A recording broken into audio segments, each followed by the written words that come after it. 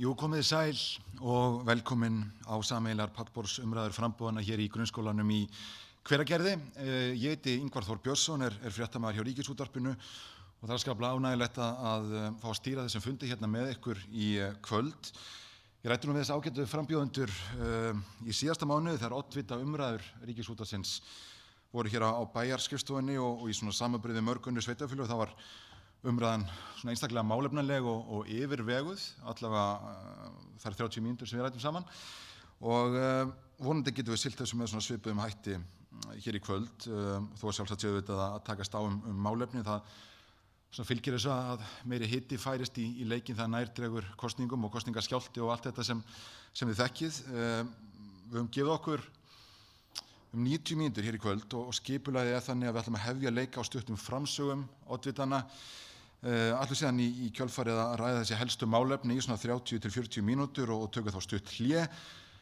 Fáum okkur að drekka og svona meldum það sem hefur verið sagt og í seinni hálfleik þá verða einhverjar breytingar gerðar á liðinu sem hér situr og fáum fleiri frambjóðendur á svið og þá ætlum við að svara spurningum úr sal og úr streymi. Þessu streymt á YouTube síðu Hveragerðisbæjar og þar má senda inn spurningar líka. Og ég ætla að biðja ykkur að þau sem fylgjast með þar að þegar þið senda inn spurningar í gegnum vefinn að láta nafn líka fylgja þar svo að það sé ekki bara einhver notendanafn og erfitt að greina úr því. Þannig að vonandi fáum við með þessum hætti góða heildarmynd af stefnu frambúðanna og mikilvægastu verkefnunum í sveitarfélaginu. Og hingað eru oddvitar frambúðanna komnir. Það er Ingimar Guðmundsson, oddviti D-listans, síðan Marta Rut Ólafsdóttir, oddviti Framsóknarflokksins, Birgitta Ragnarsdóttir, oddviti S-listans og Lárus Jónsson, oddviti okkar Hveragerðis. Velkomin.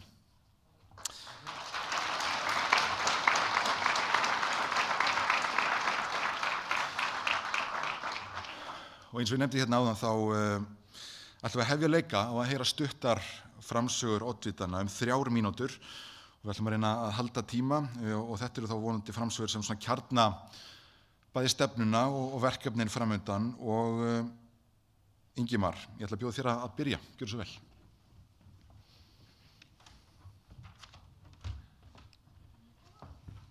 Má ég færa á? Já, ég skal bara hérna. Takk. Kæru Hveragerðingar, bæði hér í sal og í streymi, það er með mikill heiður að standa hér í dag, nokkrum dögum fyrir kosningar, sem fulltrúi og oddviti og bæjarstjóraefni D-listans í Hveragerði. Mín fyrstu kynni af stjórnmálum voru þegar ég mætti á fundi á bæjarstjóra sem barn og lét vita að körfurnar í Arnarheiði væru ónýtar. Sem fulltrúi barna í Arnarheiði óskaði ég eftir nýjum körfum og þær voru komnar stuttu seinna. Þegar ég fer á hana leikvöll í dag finnst mér alltaf gaman að hugsa til þess að ég hafi komið þessu til leiðar sem barn. Ég vil trúa því að það þurfi ekki meira til þess að hafa jákvæð áhrif á samfélagið. Það er samtal og það er hlustun. Síðan ég var barn hefur Hveragerði, umhverfið og allt sem gerist hér skipt mig miklu máli.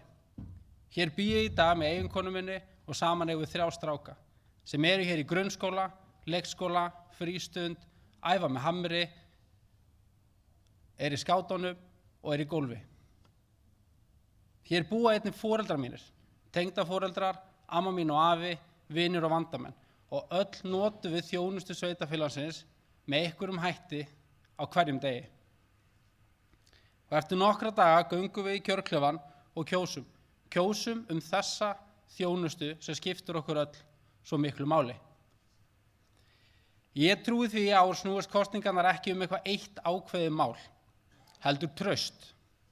Við Hveragerðingar erum að velja hverju við treystum til þess að starfa í okkar þágu, hverjum við treystum til þess að fara vel með okkar fé, hverjum við treystum til þess að hlusta á íbúa og samfélagið sem heild.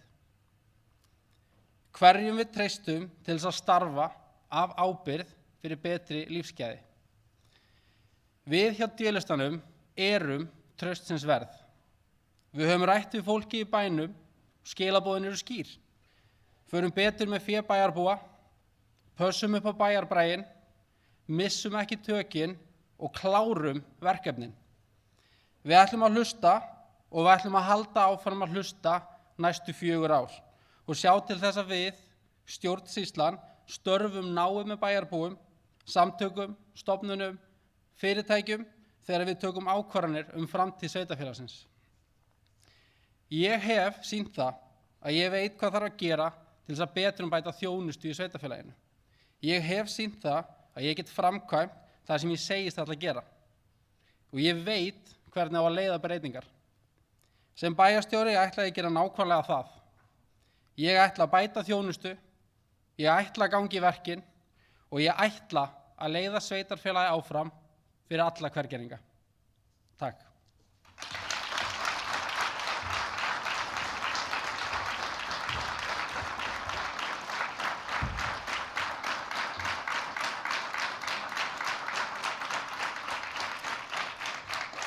Takk fyrir þetta, Ingimar og Marta Rut Ólafsdóttir, oddviti Framsóknarflokksins.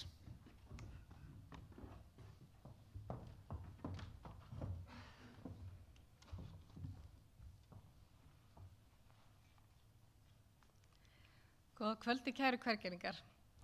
Ég heiti Marta Rut Ólafsdóttir og oddviti Framsóknar í Hveragerði og stolt að leiða þann lista sem Framsókn skipar inn í þetta kjörtímabil. Á síðasta kjörtímabili vorum við í meirihluta og við erum mjög stolt af mörgum þeim verkefnum sem var hrint í framkvæmd á þeim tíma. Það var mikil áhersla lögð á barnafjölskyldur og í því samhengi vert að nefna að biðlistar voru tæmdir við viðbyggingu Óskalands eftir leikskólaplási. Samhliða því komum við á heimgreiðslum fyrir börn og foreldra og fjölskyldur ef að barn kemst ekki inn við 12 mánaða aldurinn á leikskóla. Einnig var frístundastyrkurinn nær 2-faldaður og allt þetta verkefni sem að skipta raunverulegu máli fyrir fjölskyldur í bænum. Það mikilvægt að halda áfram og styðja vel við þennan samfélagshóp og við viljum sannarlega halda því áfram. Við teljum mikilvægt að hefja hönnun nýs leikskóla strax á næstu kjörtímabili. Við viljum gera umhverfið okkar barn- og fjölskylduvænna bara í bænum. Við viljum í því samhengi byggja upp leikvöllin okkar á útivistarsvæðin og heldum að það sé sannarlega mikilvægt til þess að bæta líka brag hérna bæjarins. Á næsta kjörtímabili viljum við leggja meiri áherslu á eldri borgara. Í því samhengi viljum við benda á og við viljum sannarlega styðja við uppbyggingu þjónustukjarna fyrir eldri borgara. En það er mjög stórt verkefni sem við teljum að mikilvægt að sveitarfélagi komi að í því eins og það getur. Þarna líka mikilvægt að fá inn sterka einkaaðila til þess að styðja við það uppbyggingu. En þarna teljum við sveitarfélagi sannarlega verið í færi til þess að styðja vel við þetta verkefni. Við viljum líka taka upp frístundastyrk fyrir eldri borgara. Við vitum og sem betur fer það þannig að stór hluti þessa hóps sannarlega fær að greiða sjálfur fyrir sínar frístundir og tómstundir. En við vitum líka að það hluti þessa hóps sem á erfitt með það. Það mikilvægt að við tryggjum virkni fram á okkar eldri ár og við viljum standa fyrir því að það haldast í virkni ekki ráðast að efnahag. Eitt af okkar áherslumálum einnig að bæta umferðaröryggi í bænum. Umferðarmál og skipulagsmál bara í heild eitthvað sem við teljum og vitum að sveitarfélög þurfa alltaf að leggja mikla áherslu á. Og í því samhengi viljum við lækka hámarkshraða, við viljum fjölga ljósastýrum gangbrautum, við viljum bæta yfirborðsmerkingar og skilti í bænum og allt þetta verkefni sem tiltölulega vel viðráðanleg og eitthvað sem við getum hrint í framkvæmd frekar fljótt. Það eru mörg mál á okkar stefnuskrá fyrir næsta kjörtímabil, stór og smá og af ýmsum toga. Og það sem við vitum að sveitarfélög þurfa alltaf að sinna og við viljum alltaf sinna grunnþjónustan okkar. Það velferðarkerfin okkar, það skólakerfin okkar og það skipulagsmálin okkar. Og sem grunnur fyrir þessu öllu verðum við líka að tryggja að rekstur og fjármál sé í lagi. Við leggjum áherslu á áframhaldandi ábyrgan rekstur sveitarfélagsins og ábyrga uppbyggingu innviða í takt við þarfir samfélagsins. Listinn okkar þannig samsettur að hérna fólk með ótrúlega fjölbreytta reynslu og fjölbreyttan bakgrunn sem öll eiga það sameiginlegt að vilja leggja sitt af mörkum til þess að byggja upp þetta samfélag. Við treystum okkur í þetta verkefni og við vonum svo sannarlega að kjósendur treysti okkur líka þetta. Takk kærlega fyrir mig.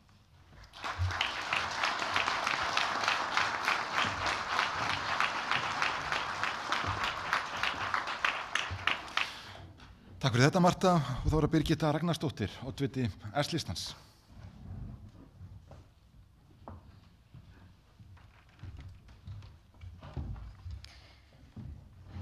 Kæru hvergeringar, ég heiti Birgitta Ragnarsdóttir og leiði S-listan í Hveragerði. Við bjóðum fram öflugan hóp fólks með fjölbreytta reynslu og sameiginlega sýn, sem að gera góðan bæ enn betri. Hveragerði einstakur bær þar sem náttúra, mannlíf og nálægð þar á milli mynda samfélag sem fá sveitarfélög geta státað af. En með miklum vexti bæjarins stöndum við frammi fyrir alls konar áskorunum sem við þurfum að takast á við af ábyrgð og festu. Við þurfum að byggja bæinn upp af skynsemi og framsýni, þannig að innviðir og þjónusta þróist í takt við fjölgun íbúa. Þannig hægt að tryggja lífsgæði okkar allra. S-listinn ætlar að byggja upp samfélag. Nei, það var vitlaust hjá mér. S-listinn ætlar að byggja upp bæjarfélag sem setur fólk alltaf í fyrsta sæti.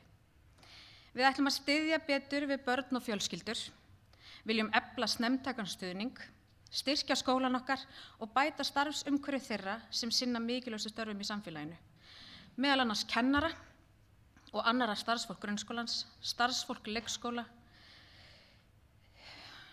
skólaþjónustu og velferðarþjónustu. Við viljum líka fjölga leiksvæðum og skoða foreldragreiðslur til að auka valfrelsi foreldra. Við viljum að Hveragerði haldi sérkennum sínum sem menningar og heilsubær. Þess vegna leggjum við áherslu á varfærna uppbyggingu, lágreista byggð í gamla bænum og að grænu svæðin fái að njóta sín, svo bærinn glati ekki sálinni. Við viljum bæ þar sem fólk á öllum aldri getur notið lífsins með náttúruperlur allt í kring. Við leggjum áherslu á menningu, listir og útivist. Listir eru lýðheilsumál. Þar skipta græn svæði og góð aðstaða fyrir skapandi starf miklu máli.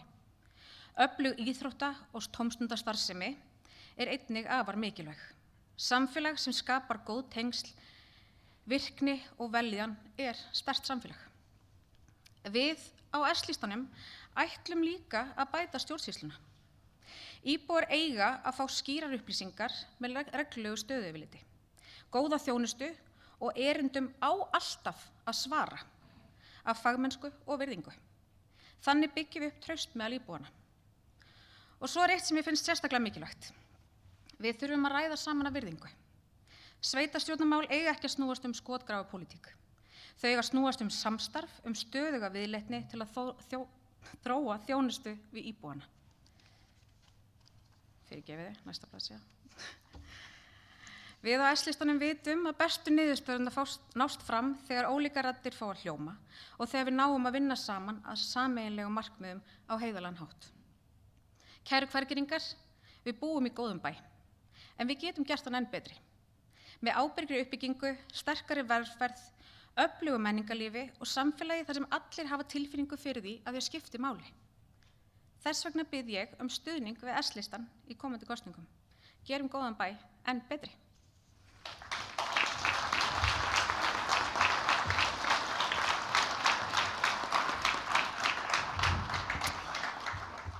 Takk fyrir þetta, Birgitta, og þá að síðasta kynningin, Lárus Jónsson.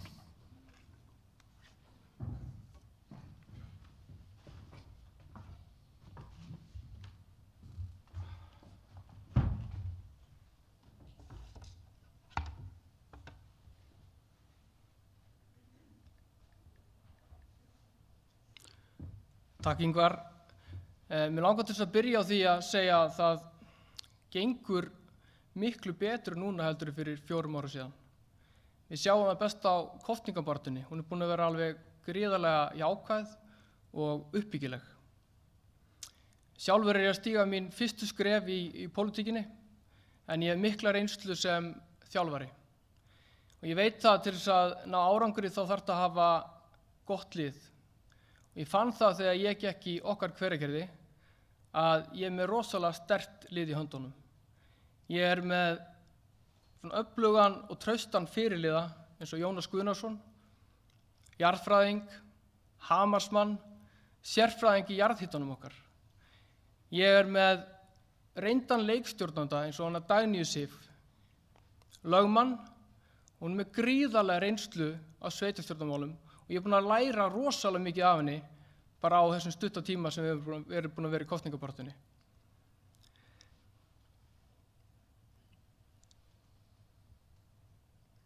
Síðan það Pétur G. Markan bæjarstjóraefnið okkar. Ég fann það því ég fór að tala við hann að hann algjört lykil leikmaður fyrir Hvergerðinga. Við erum með stóru verkefni framundan og hann kann að halda vel utan þau. Okkar Hveragerði óháð bæjarmálafélag og hefur því einungis hagsmuni ykkar að leiðarljósi. Framtíðarsýnin okkar alveg skýr. Við ætlum að gera enn betur í málefnum eldri borgara, meðal annars með að halda áfram með verkefnið það gott að eldast. Við ætlum að taka markviss skref í átt að uppbyggingu þjónustukjarna fyrir 60+.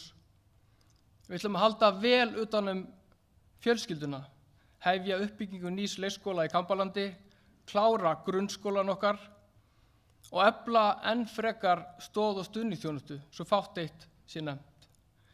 Við erum að byggja íþróttamannvirki fyrir íþróttafólki okkar og tómstundir til framtíðar og það verkefni mér mjög kært.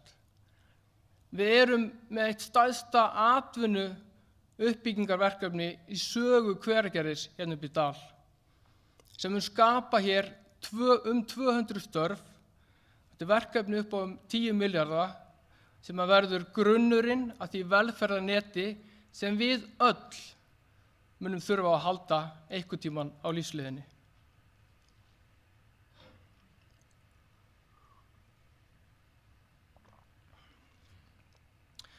Mér langar bara að segja ykkur hvernig mér líður akkúrat núna. Mér finnst eins og ég sé stattur með liðið mitt inn í klefa. Það búið að ganga vel. En við þurfum að tryggja samfellu. Það stór verkefni framundan og við þurfum að tryggja það að við getum náð utan á þau og klárað þau svo við öll getum notið þeirra saman. Kæru Hveragerðingar, það búið að vera ótrúlega gaman að taka þátt í kosningabaráttunni. Það búið að vera gaman að fá okkur á kosningaskrifstofuna, fá að tala við ykkur yfir súpunni, bera blöðun okkar í hús og læra af ykkur. Og ég vona svo innilega að það mun skína í gegn þegar ég fer að vinna fyrir ykkur. Ég hvet ykkur innilega til að kynna ykkur málefni og bara þessa frábæru frambjóðendur sem að bjóða sig fram fyrir Hveragerði og kjósa með hjartanu á laugardaginn. Takk fyrir mig.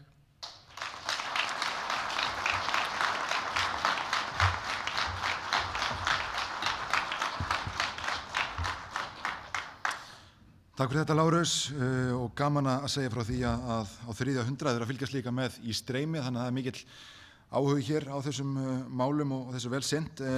Okkur gefst góður tími hér í kvöld og við náum vonandi að ræða flest af því sem skiptir mestu máli, en mér langaði að byrja á því að ræða rekstur og fjármál bæjarins sem leggja auðvitað grunninn að öllu því sem þarf að gera og hægt að gera hér. Hér eru viðamikil verkefni framundan og þið voru ekki ársreikning og í bókun meirihlutans á bæjarstjórnarfundi við talaðum það að rekstur bæjarins hafi verið og tekið verulegum viðsnúningi á kjörtímabilinu. Þið voru að ræða þetta í seinni umræðu bara hér fyrir nokkrum klukkutímum. Og þetta þurfum við síðan að setja í samhengi auðvitað við veltufjárfara rekstri, skuldir, samstarfsverkefni og fleira og hugja strími til þess. En mér langaði að byrja á að spyrja þig, Lárus, hvernig birtist þessi viðsnúningur okkur sem talað um í rekstri bæjarins? Þannig að heyrist í mér í þessu. Já. Í rauninni þá rétt rúmlega 100 milljóna króna rekstrar afgangur.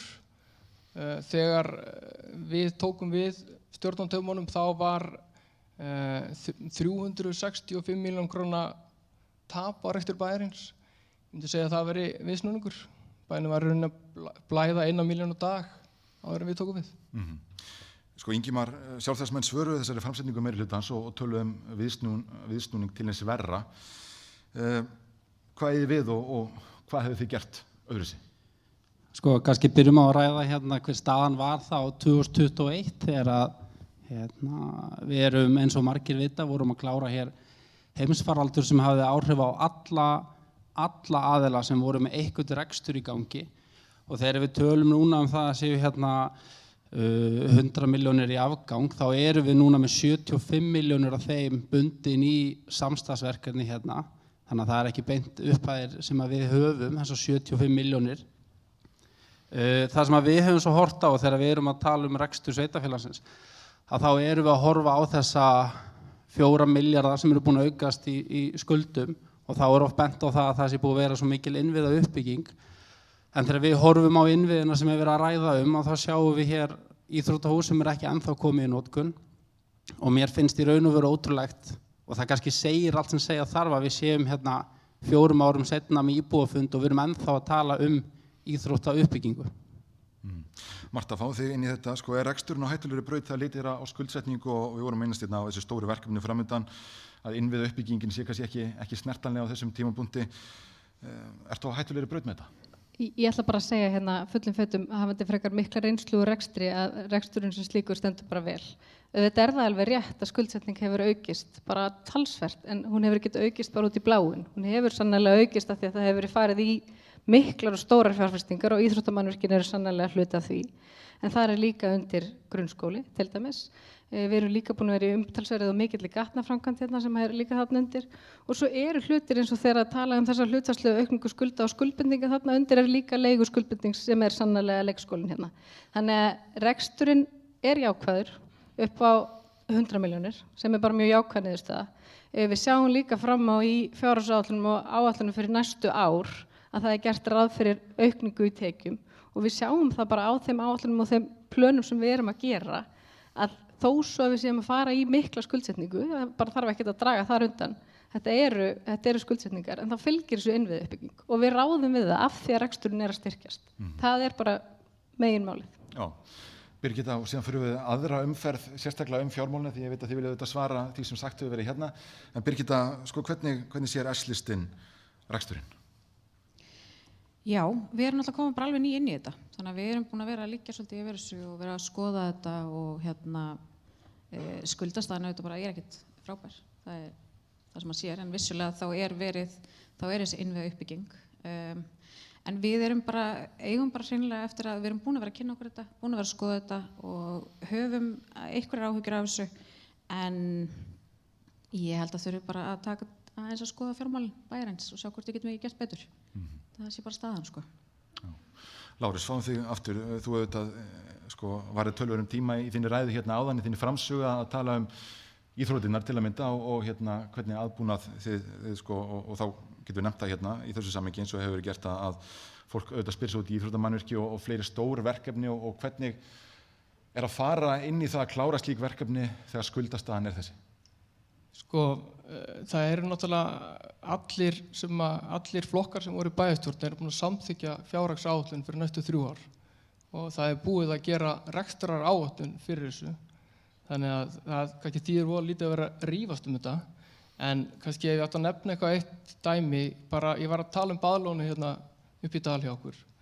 Það er að gefa okkur svona 1 milljarð í tekjur og ég held svona kannski að mig alveg minnast á það að ein ástæðan fyrir að við getum ráðist í þessar framkvæmdir er að við höfum verið að auka tekjur bæjarins.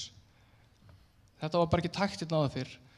Og fjárhagsáætlun gerir meðal annars ráð fyrir því að rekstrar afgangur Hveragerðisbæjar verði 500 milljónir á næsta ári og þetta eru bara tölur sem hafa aldrei sést áður í Hveragerði og við megum bara vera rosalega stolt af því.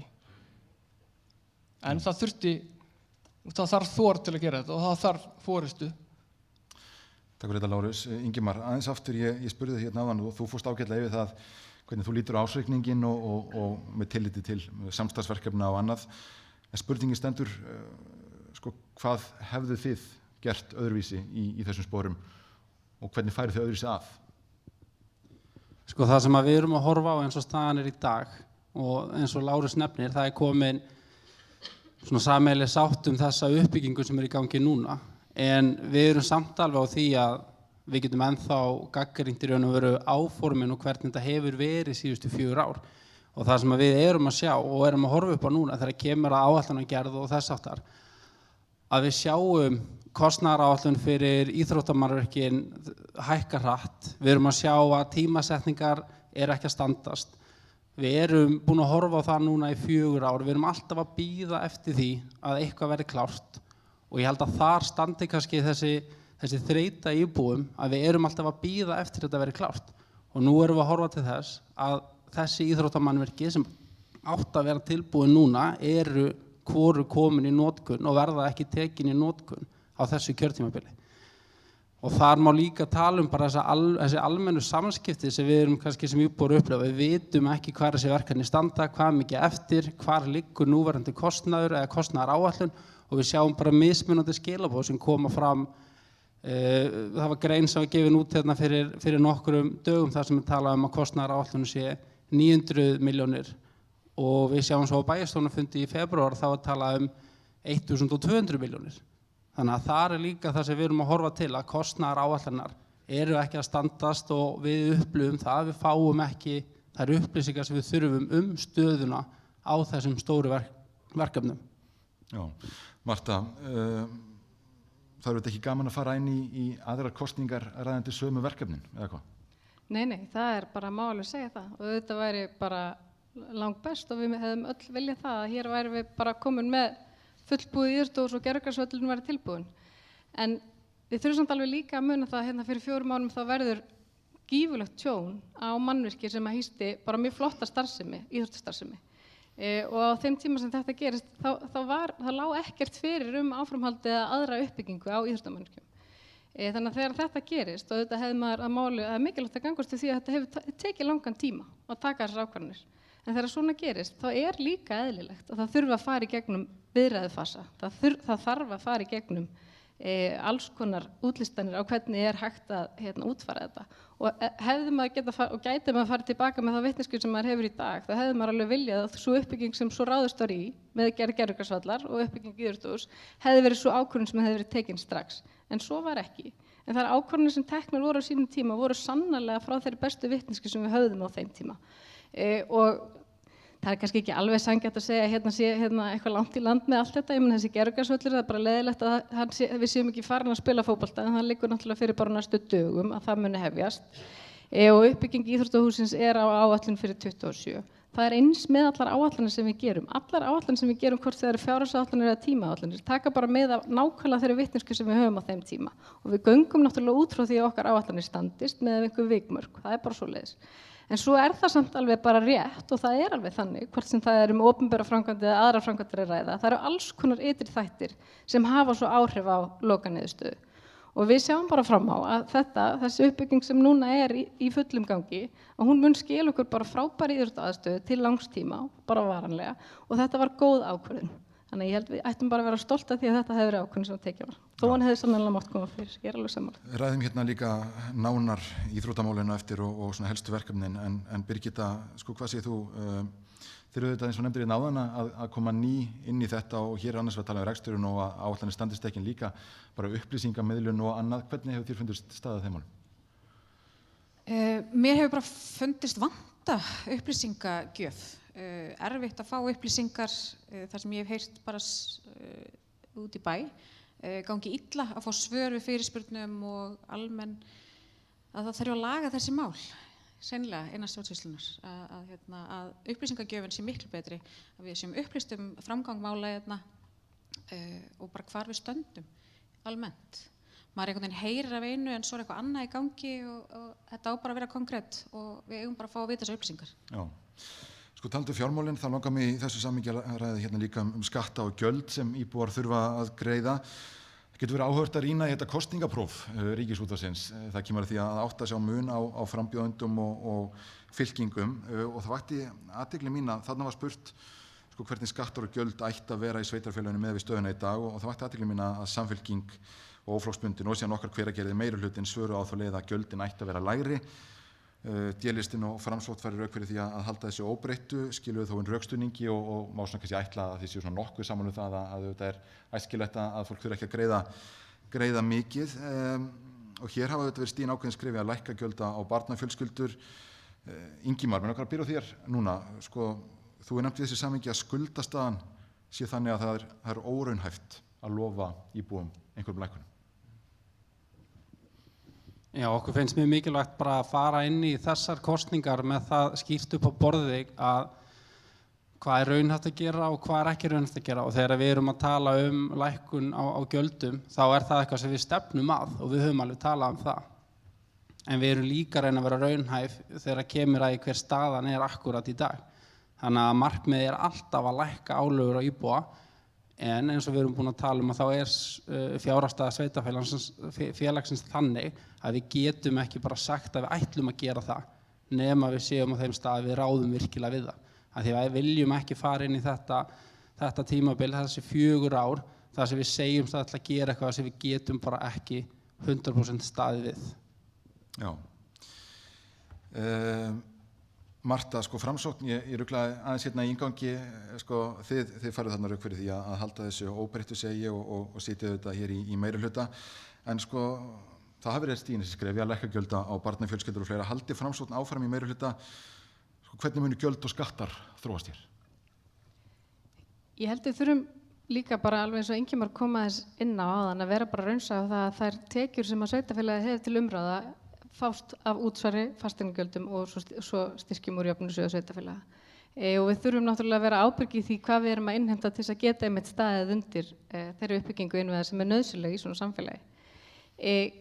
Það hafa verið tekin skref á kjörtímabilinu að lækka fasteignaskatt. Auðvitað má alveg fara, það má ekki fara rök fyrir því að það er sannlega þannig að fasteignamat hefur hækkað umfram þessar lækkanir og sem skila sér í hækkunum í fasteignagjöldum til okkar. Við sjáum samt alveg líka núna að hlutfallsleg hækkun fasteignamats á Hveragerðissvæðinu hefur verið rosalega mikil, sem þýðir að það er ofboðsleg ásókn í húsnæði hérna hjá okkur. Og við finnum það líka bara í hækkuðu söluverði á eignum. Við finnum samt alveg líka núna að það er alveg að hægjast á í efnahagslífinu og það eru alveg horfur á það að fasteignamat geti jafnvel lækkað, sem er alveg ótrúlega staða að vera í. Við erum bara alveg á sama máli og Ingimar með það er óábyrgt að lofa lækkunum á álögum þegar þetta eru sannarlega sá tekjustopp sem við reiðum á til uppbyggingar.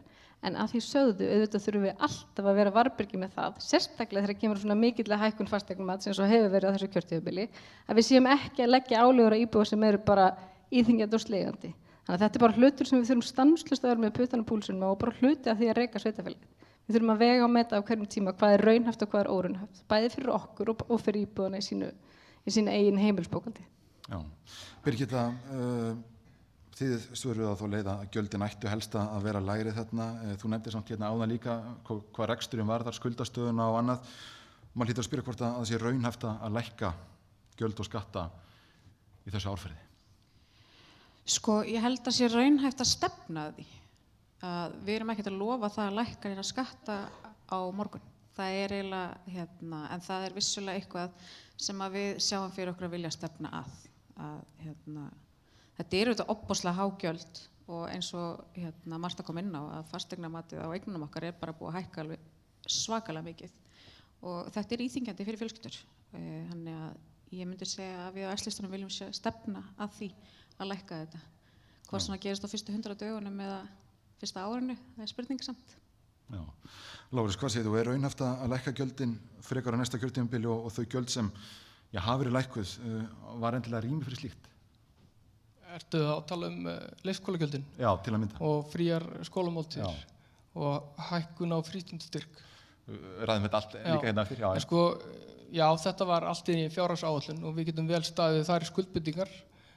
Ég er alveg sammála því að við viljum náttúrulega alltaf reyna að hafa gjöldin eins lág eins og við getum. Raunhæft til að lækka fasteignaskatt núna á næsta kjörtímabili, ég held að það sé kannski bara ekkert endilega raunhæft, en það sem við getum í rauninni gert er kannski að hjálpa þeim sem þurfa virkilega á því að halda, til dæmis kannski eldri borgarar sem eru búin að missa aðeins tekjur, að þeir kannski fái aflögð fasteignagjöld. Það sé kannski bara frekar einhvern veginn þannig að við getum bara hjálpað þeim sem þurfa virkilega á því að halda og þeir sem að geta, þeir borga brúsann. Takk fyrir þetta, Lárus, og spurningum er farið að rigna inn líka í streyminu og okkur gefst rými á eftir til að svara þeim. Okkur langar svona að fá heildarmynd af málunum svona í fyrri hálfleik. Förum við aðeins bara í skóla- og frístundamálinu og meðal annars allt það sem þú varst að telja hérna upp áðan, Lárus, og hvernig til hefur tekist að skapa hér fjölskylduvænt samfélag. Sko Lárus, þú einmitt varst að skrifa grein, hvernig Hveragerði var fjölskylduvænna á 4 árum. Okkar Hveragerði stolt af þessu ef við vinnum okkur núna í hináttina?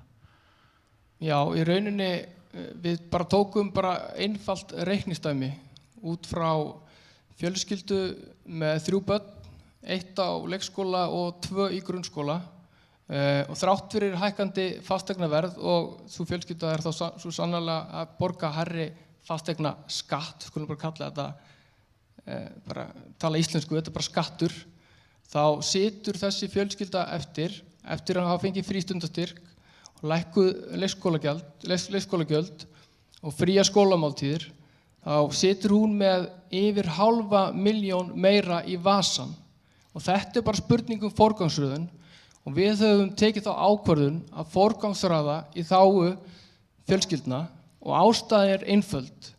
Íslendingar, þeir eiga börn snemma og við erum og foreldrar eru báðir út á vinnumarkaði og þau þurfa bara svo sannarlega á hjálp á þessum tíma að halda.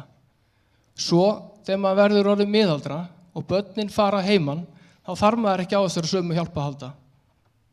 Og þess vegna held ég að við erum mjög stolt af þessari stefnu. Þetta bara stefna, þetta ákvörðun sem tekin og við erum mjög stolt af því. Já, Birgitta, þetta allt eitthvað sem skiptir fjölskyldufólk máli, það eru vistunargjöldin, frístundastyrkir, heimgreiðslur.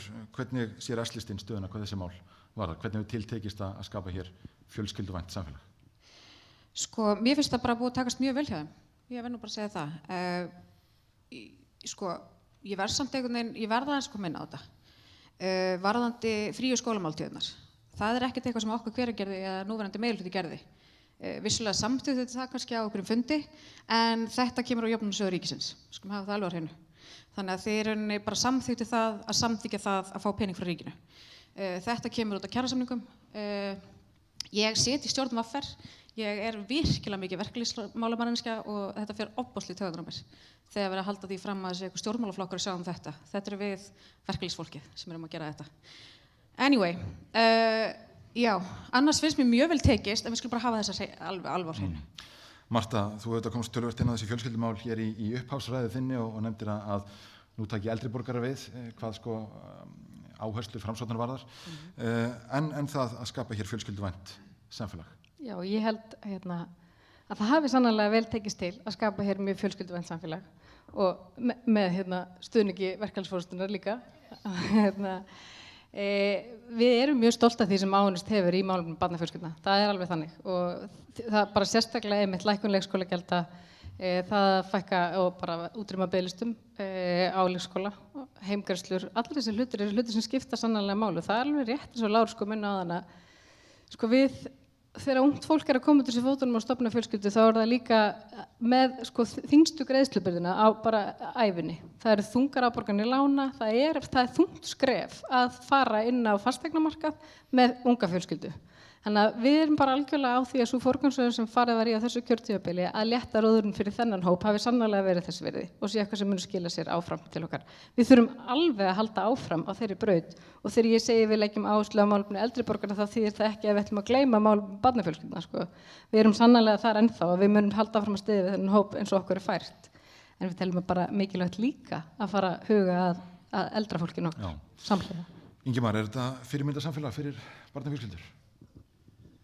Það er allavega gott að alast hérna upp og ég held að allir Hveragerðingar sem hafa gert það geta vottað það og strákunum mínum líður allavega mjög vel þeir eru hér í Hveragerði en mig langar að koma inn á núna kannski einmitt tækifæri til þess að horfa svolítið fram á veginn og við erum ótrúlega spennt fyrir því að virkja öflugt samstarf og tryggja það að íþróttafélagið taki við sér núna þegar nýja aðstaða kemur og við getum fara að vinna sérstaklega með íþróttafélaginu að byggja upp íþróttastarfið.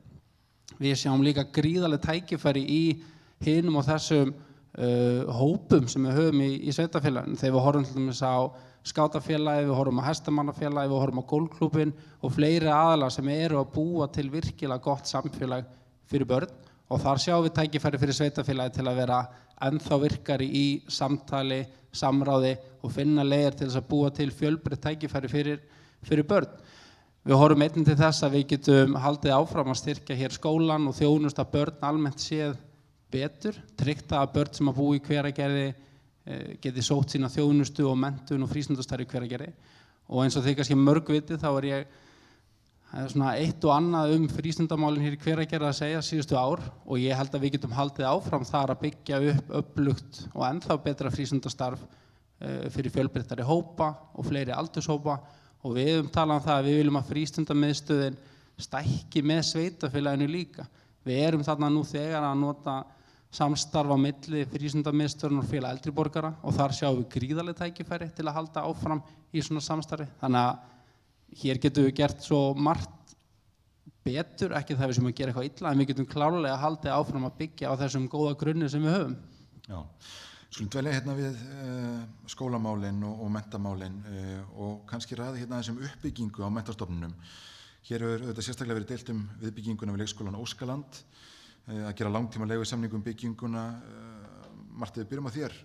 Var það eftir á að hyggja óráð? Sko ég held að sé eins og ég kom aðeins inn á áðan að það bara mikilvægt að horfa til þess hvaða forsendur höfum við þegar við förum í svona ákvarðanatöku. Og á þeim tíma sem að þessi ákvörðun var tekin að fara þessa leiguleið, þá bara stóðum við og stöndum svo sem enn frammi fyrir mikilli uppbyggingu innviða sem kallar á bara skuldasöfnun. Það svoleiðis. Og svo leið sem var valin var bara svo leið sem var sannarlega fær. Það má svo alveg líka segja eftir á að við lentum í vandræðum með ýmislegt við þessu uppbyggingu og meðal annars lentum við aðeins í vandræðum með verktakann sem að þessu stóð. Og þá reyndist það okkur bara frekar vel að vera í leigufyrirkomulagi frekar en eignafyrirkomulagi. Að þar var eigandi fasteignarinnar sem að tók meirihluta af ábyrgð af því tjóni sem það hlaust við það. Þannig að auðvitað, ég ætla bara alveg að segja það, ef maður í færi á því bara við uppbyggingu innviða almennt, þá myndi maður sjálfur kjósa að við værum framkvæmdaraðilinn, við værum að eiga þessa fasteign. En þetta var leiðin sem var fær og þetta var leiðin sem var farin og eftir á hyggja var þetta bara góð leið, af því þetta reyndist okkur mjög vel þegar áreindi. Þannig ég, veit ekki hverju maður að bæta því. Ingimar, fáum þið þá inn í það mitt. Annars vegar hvað var þennan langtíma leigusamning en líka bara almennt hvernig við gengið að ráða sér í uppbyggingu og viðhalda á skólum. Hvað segir þú? Sko, við skiljum það að það þurfa að taka ákvarðanir eftir hvar við stöndum, en þarna kannski langar maður að koma inn á það sem við horfum líka til svona þegar kemur ákveðin forgangsröðun á verkefnum. Og það auðvitað mikilvægt að við byggjum upp innviði, en við þurfum líka að gera það út frá því sem að við ráðum við sem sveitarfélag. Og ég hef stundum líkt þessu við ef við erum að fara á stað eins og núna, við erum með mörg stór kostnaðarsöm verkefni í gangi á sama tíma og það má alveg færa rök fyrir því að kannski hefði þurft að velja betur hvar við byrjum og hvað við geymum og hvað við gerum seinna. Og ég hef oft talað þetta eins og mér langar ofta að fara í útilegu og byrja að vera svona útilegu típa og það mjög freistandi að henda í stóran 15 milljón króna húsbíl, en ég nokkuð viss það ég og konum við þurfum að setja okkur við bara fellihýsi, jafnvel notað á minni pening, af því að það eitthvað sem við ráðum við þá. Þannig að við erum á þeim stað að við erum ekki hlynnt sem sagt þessari leiguleið og erum hræddum og ég grínast með það ef við höldum áfram að leigja þetta næstu ár og sonur minn ákveður að feta í mín fótspor, þá verður hann sá sem þarf að díla við gjöldin á þessum leikskóla þegar uppi staðið. Birgitta, hvernig verður þetta birst hér? Já, við náttúrulega tökum þetta ekki tilbaka eins og staðan núna. En ég held að þetta hafi ekki verið skynsamleg ákvörðun í grunninn. Bara alls ekki. Ég held að það muni kosta okkur talsvert meiri peninga heldur en það hefði gert að hefði bara byggt þetta sjálf. Og ég er líka bara forvitin að vita hvernig það verður, hvernig núverandi meirihluti sá fyrir sig síðan áformunum áframhaldandi byggingar á leikskólum, ætlið að líka setja það að leigu eða átti að borga það? Já. Ég er bara forvitin, sko. Lárus, þú getur vantilega að svara fyrir bæði fortíðina og það sem koma skal eða hvað? Já, ég skal gera mitt besta. Ég held að maður þurfi bara alltaf að taka stöðuna hvert sinn og meta það hvaða leið maður þarf að fara eftir því hvar við erum stödd sem bæjarfélag. Ef við getum átt, þá skulum við eiga. Ef við þurfum að leigja, þá leigjum við. En ég held að þetta sé ekkert eitthvað svona svart eða hvítt. Til dæmis hjá ríkinu, ríkið hefur tekið þá afstöðu að leigja frekar heldur en að eiga. Og við, til dæmis eins og bæjarskrifstofur okkar, við erum að leigja þær og ég held að það sé mjög farsælt og það mikið viðhald. Varðandi bara leikskólann í Óskalandi, það var tekin ákvörðun að fara þar fyrst og byggja hann upp í staðinn fyrir að fara fyrst í uppbyggingu á Kambalandi út af því að þurfti að byggja upp starfsmanna aðstöðu í Óskalandi. Þannig að þetta var hagkvæmari leið. Svo voru einhverjir bölvaðir bóar sem voru að byggja þetta upp fyrir okkur og þá lentum við í vandræðum. En við vorum heppin að vera að fara leiguleiðina því að sá sem við erum að leigja af, hann gæti stigið þá út, tekið þátt í kostnaði okkar við þetta og eftir stendur að við erum með frábæran leikskóla. Ég var nú bara að skoða bara núna í morgun og starfsmennir eru gríðarlega ánægðir og það eru engir biðlistar eftir leikskólaplássi. Þannig við erum eftir stendur frábær leikskóli og góð þjónusta. Og ég held að við þurfum alltaf að taka alla svona ákvarðanir út frá því hvernig ætlum við að þjónusta íbúa og ráðum við það fjárhagslega. Já, við ráðum við það. Þessar leiguskuldbindingar eru kannski svona 0,8% af heildarveltu sveitafélagsins. Þannig við ráðum vel við það. Á þessum tímapunkti þegar við fórum þessa leiguleið, þá vorum við líka að fara að byggja þetta hérna, þessa frábæra viðbyggingu. Við vorum að fara í Gerðugransvöll, við vorum að fara í íþróttavöll og komið löngu tími á skólpressistöðuna, það var bara búið að trassa það. Þannig að þess vegna þurftum við að fara þessa leið. Þannig við bara leituðum lausna, fundum lausn sem farsæl fyrir þjónustu við íbúana. Og við þurfum alltaf að hugsa þetta út frá því. Margt þarna sem við náum að ræða betur hér á eftir, en mér langaði hérna sko að ná smá utan húsnæðis- og skipulagsmál. Næst, það virðist vera svona leiðarstef hjá ykkur öllum að einhverju leyti það kemur að þeim málum að ná betra jafnvægi það kemur að húsnæðisuppbyggingu og innviðum. Ingimar, hefur gengið illa að finna taktinn? Sko, við upplifum allavega mjög skýrt svona þegar við tölum við íbúa og sjáum þegar að vera að kynna áform eins og þeirra aðalskipulagi, ef maður tala nú hérna Facebook-grúpu Hverkeringa, okkar allra besta. En þar sjáum við til dæmis þegar verið að fara yfir svona skipulagsmál, að þá upplifum við bara íbúar upplifa sem þeir viti ekkert hvað er í gangi og það bara svona, hvað að segja, mér finnst kannski vanta svona meiri nærgætni gagnvart íbúum þegar við erum að fara í stóra breytingar að kynna það betur fyrir íbúum, þannig að íbúar viti hvert við erum að fara og upplifis ekki þeirri stöðu að vera einhvern veginn utan þess að taka þátt í þessum ákvörðunum. Þannig að þar held ég að við getum gert miklu betur þannig að íbúar eru og upplifa sig þáttakendur í þessu ferli. Því það mikilvægt að við pössum upp á bæjarbræðin og ég fengið töluvert fleiri samtöl á síðustu vikun sem að snúast bara akkurat þetta. Ég tók eitt símtal daginn sem sagði, getur þú bara please lofa mig því að þið verði ekki 5-10 manna sveitafélag á næstu árum. Og mér finnst íbúar virkilega hafa áhyggjur af því að við getum orðið einhvern veginn allt og stór og missum þennan sjarma sem við tengjum við Hveragerði. Þannig að ég held að það margt sem við þurfum að gera þarna í samráði við íbúa og Hvergeringa varðandi þessa þróun. Já. Marta, hvað segir þú varðandi bæði taktinn og staðsetningu uppbyggingar og annað? Ég held að við þurfum alveg alltaf að vera vakandi fyrir því að innviðir byggist upp og þróist í samræmi við íbúafjölgun almennt. Við þurfum líka í skipulagi að tryggja það að við séum að tryggja fjölbreytta búsetukosti fyrir okkar íbúa, hvort sem þeir eru ungir, aldnir eða allt þar á milli. Ég held almennt að það hefur tekist frekar vel til í skipulagsmálum hingað til. Sko. Það hefur verið nýr vinkill á það hvernig við nálgumst skipulagsmálum. Það hafa verið þróunar og uppbyggingarreitir þar sem við erum með þéttari og öðruvísi byggð heldur en var kannski upprunalega. Og það vel. Við viljum stuðla því að sé fjölbreytni í búsetukostum.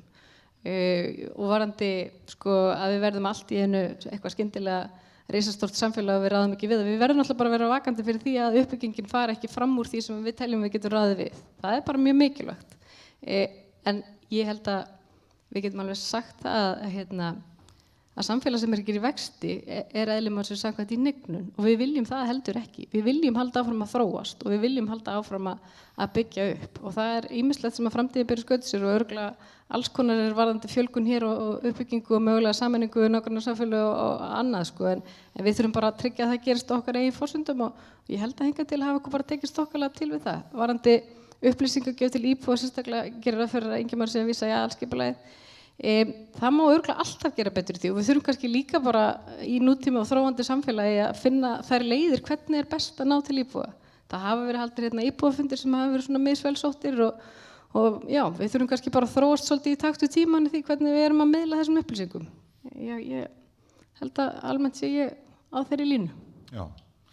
Birgitta, hvað segir þú uppbyggingu hér? Sko, sem Samfylkingin og óflokksbundnir þá er svolítið kaldhæðnislegt að tala gegn þéttingu byggðar. Því Samfylkingin er nú þekkt fyrir það að vilja þéttingu byggðar. En sko, við á S-listanum viljum bara að þétting byggðar vera aldrei á kostnað sérkenna Hveragerðis sem er þekkt fyrir gróðurinn og blóminn og fallega útivistarsvæðin. Við viljum halda grænu svæðin, halda bara passa að vera ekki eitthvað stór háhýsi hérna. Við bara sjáum það ekki fyrir okkur. Við höfum áhyggjur af það ákveðnir reitir sem að ávist var búið að segja íbúa mikið frá, það verið samt ekki endilega búið að skila sér almennilega til íbúa og ekki kannski endilega gert alveg í takt við, í samtali við íbúa eins og við búið að gefa út. Við höfum stórkostlegar áhyggjur af umferðarörygginu þegar við förum að fjölga mikið í þéttingu byggðar. Við höfum bara virkilega miklar áhyggjur af því, sérstaklega sko. En við viljum samt sem áður sjá alla flóruna af húsnæðum. Við viljum sjá myndum vilja sjá fleiri óhagnaðardrifin leigufélög. Við viljum að fólk hafi kost á því að komast í húsnæði en þetta þarf bara að vera gert af skynsemi og við þurfum að passa grænu svæðin okkar. Þau skipta okkur alveg ofboðslega miklu máli og fólk geti haft smá garð og svoleiðis og við þurfum ekki að breytast allt of mikið. Nei. Er of mikið að breytast, Lárus, og hvað segir þetta okkur bæjarbraginn til að mynda? Sko, ég held að sé sígandi lukka sé bara góðu þessu eins og flestu öðru. Ég var bara að kanna það hvað okkur er búið að fjölga mikið núna fyrsta ársfjórðungi og okkur er að fjölga svona 1,15 til 1,5% sem er svona 40 til 50 nýjir hvergerðingar á ári og ég held að það sé ekkert eitthvað of hröð uppbygging og það er líka bara því við þurftum að taka aðeins í handbremsuna. Það var rosalega mikil fólksfjölgun í Hveragerði fyrir svona 6 ára síðan eða svo. Og við bara réðum kannski ekki alveg við það. En ég er svo sannarlega sammála því að við þurfum að halda í bæjarbraginn og við erum að passa okkur því að ásýnd bygginganna sé kannski í gróðursastíl, svipað bara eins og lónið hjá okkur upp í dal, það er bara heldur sem hvergerska stíl. En annað sem ég langar að bara minnast á við varðandi bæjarbraginn, að það er ekki bara byggingar, það eru bara líka við. Við sköpum bæjarbraginn. Þegar við erum að hittast á íþróttaviðburðum, þegar við erum að hittast á gróðurhúsinu, það finnst mér vera bæjarbragurinn númer 1, 2 og 3. Takk fyrir þetta, Lárus, og við höfum svona verið að bæta nokkrum mínútum hérna við fyrri hálfleikinn hjá okkur, en það er í góðu lagi. Við höfum eftir að ræða hér stóra málaflokka, það eru auðvitað atvinnumálin, fráveitumál, íþróttamál, menningin og útivistan og náttúran og allt þetta, en ég hef verið að fylgja svona með þessum spurningum sem er að berast til að mynda á streyminu og þær ná ágætlega utan þessi mál, þannig ég held við ættum að vegna þess að við lofuðum hér stuttu hlé, að taka stutt hlé og síðan náum við utan öll þessi mál betur hér eftir.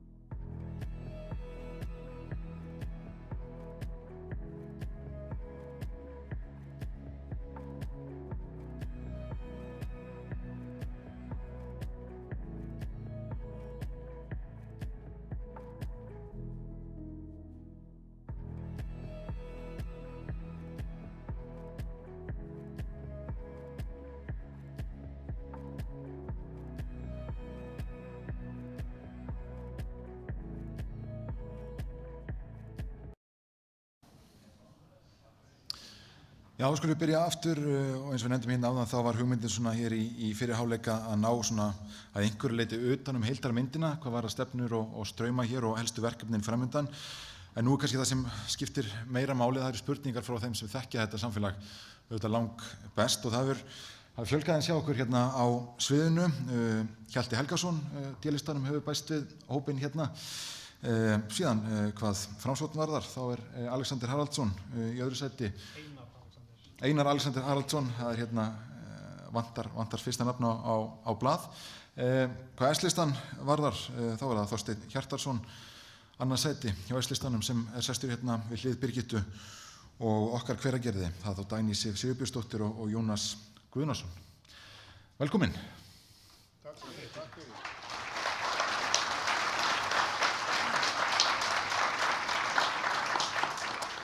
Þetta voru mjög fínar samræður hérna áðan og við skulum bara byrja, fá spurningar úr sal. Það er töluvert af spurningum sem er að berast hér í streymi.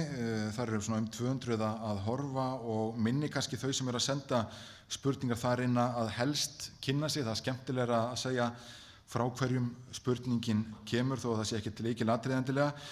En fáum endilega bara hendur á loft hér og spyrjum eins mikið og við viljum spyrja, nægur í tíminn. Og hérna það er að koma hljóðnemi, þannig að það heyrist ágætt í þér. Og reynum að svara þessum spurningum svona vegna þess að þið eru mörg hér og eflaust margar spurningar að vera kjarnyrtt eins og við getum. Mér langar bara að fá að vita hvað ætla að gera fyrir falla einstaklinga. Ég vil bara taka upp og... Já, byrjum bara ykkur núna, endilega.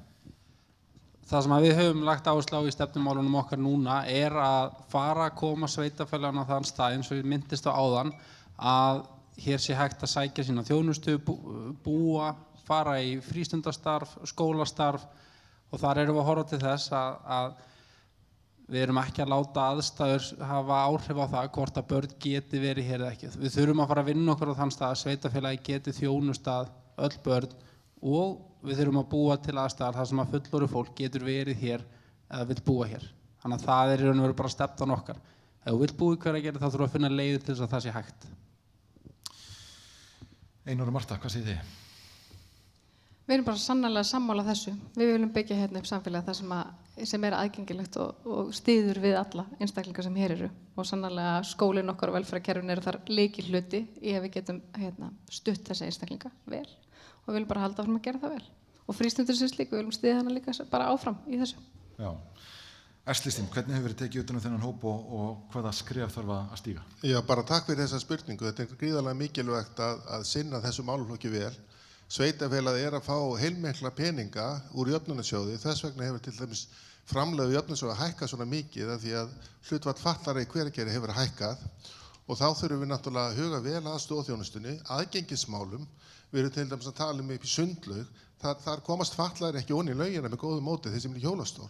Það er mjög einfalt að bæta og svo er líka í sambandi við börnin að það tala margir það að það þurfi að styrkja hérna stoðþjónustuna, sérkennsluna og bara almenna þjónustu við börn og samþætta þjónustuna betur á milli kerfa, milli heilbrigðiskerfisins, félagsþjónustunnar og skólaþjónustunnar og það er bara verk að vinna í þessu málaflokki. Bara takk fyrir þessa ábendingu og við höfum svo sannarlega rætt þetta og til dæmis kom kona til mín í gær sem er öryrki og hún kvartaði yfir því að hún fengi lítinn aðgang á ýmsu sem að eldra fólk hefur aðgangað, til dæmis hreyfingu og þessu þar.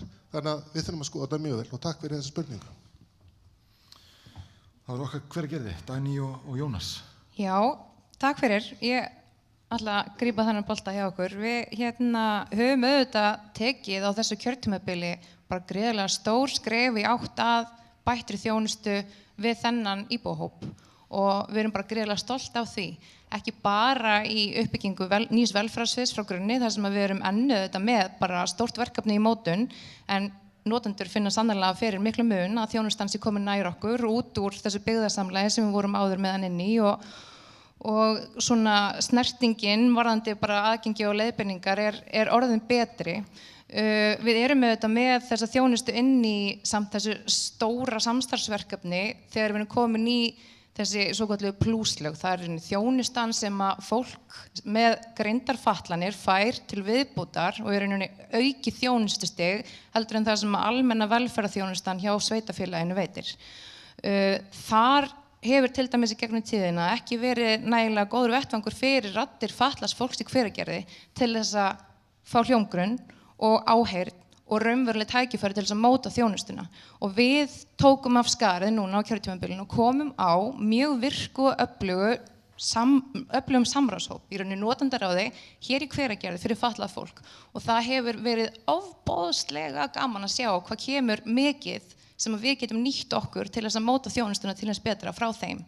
Og til dæmis var núna á fundi nýlega tekið fyrir mál sem að varðar aðgengismál einmitt fatlaðs fólks í Hveragerði og ég tek undir með Þorsteini að til dæmis sundlaugin og bara utandyra aðgengi, það er eitthvað sem við þurfum að taka okkur á í og það er erfitt maður finnur þetta bara þegar maður er til dæmis með barn í vagni og göngu, þá þarf að taka niður gangstéttakanta við og það er alls konar svona litlu hlutir sem eru mjög stórir fyrir þeim sem eru að glíma við hreyfihamlanir og ég held að það sé tækifæri þarna í auknu samtali, aukinni samvinnu og eitt af þeim málum sem er núna raungerast af því að það er tekið af skarið hjá þessum notendahópi, það er að við erum að fjárfesta í 3 nýjum íbúðum í samvinnu við Brynju leigufélag sem er sérstaklega stíluð inn á aðgengi fyrir fatlað fólk. Þannig að ég held að við getum bara verið mjög spennt fyrir bættum hag fatlaðra einstaklinga í Hveragerði núna næstu misserum.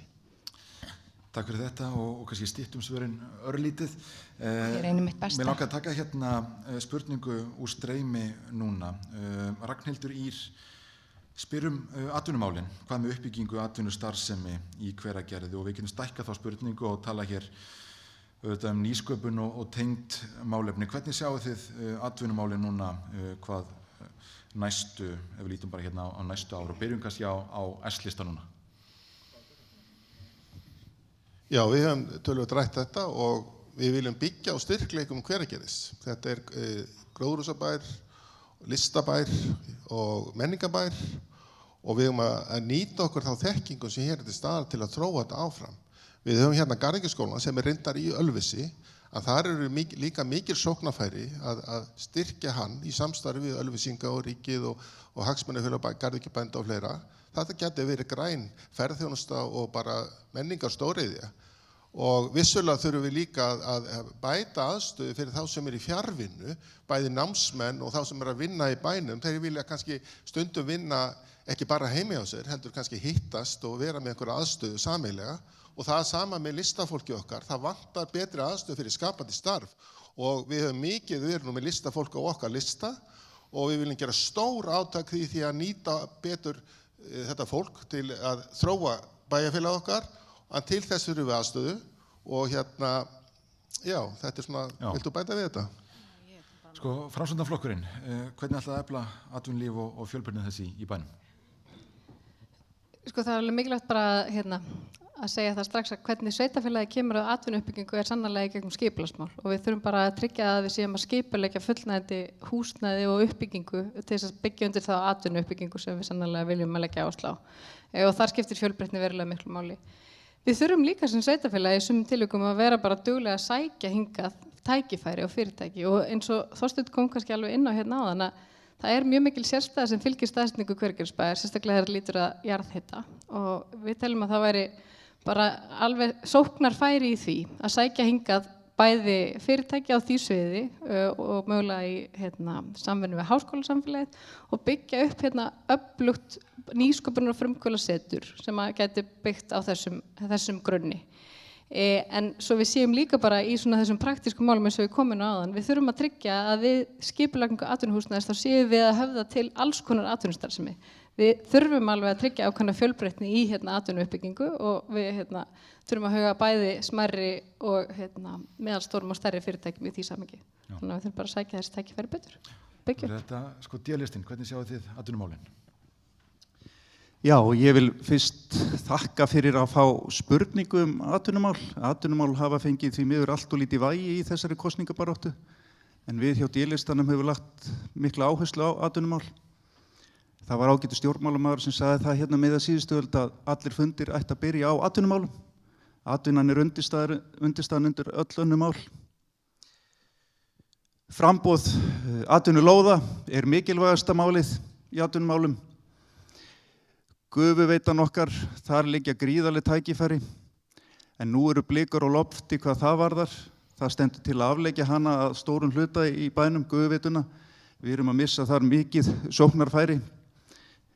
Í atvinnumálum, mér langar að segja ykkur eina sögu þessu tengt. Ég var að vinna einu sinni í Reykjavík, múra hús fyrir einn af stjórnendum í Deloitte.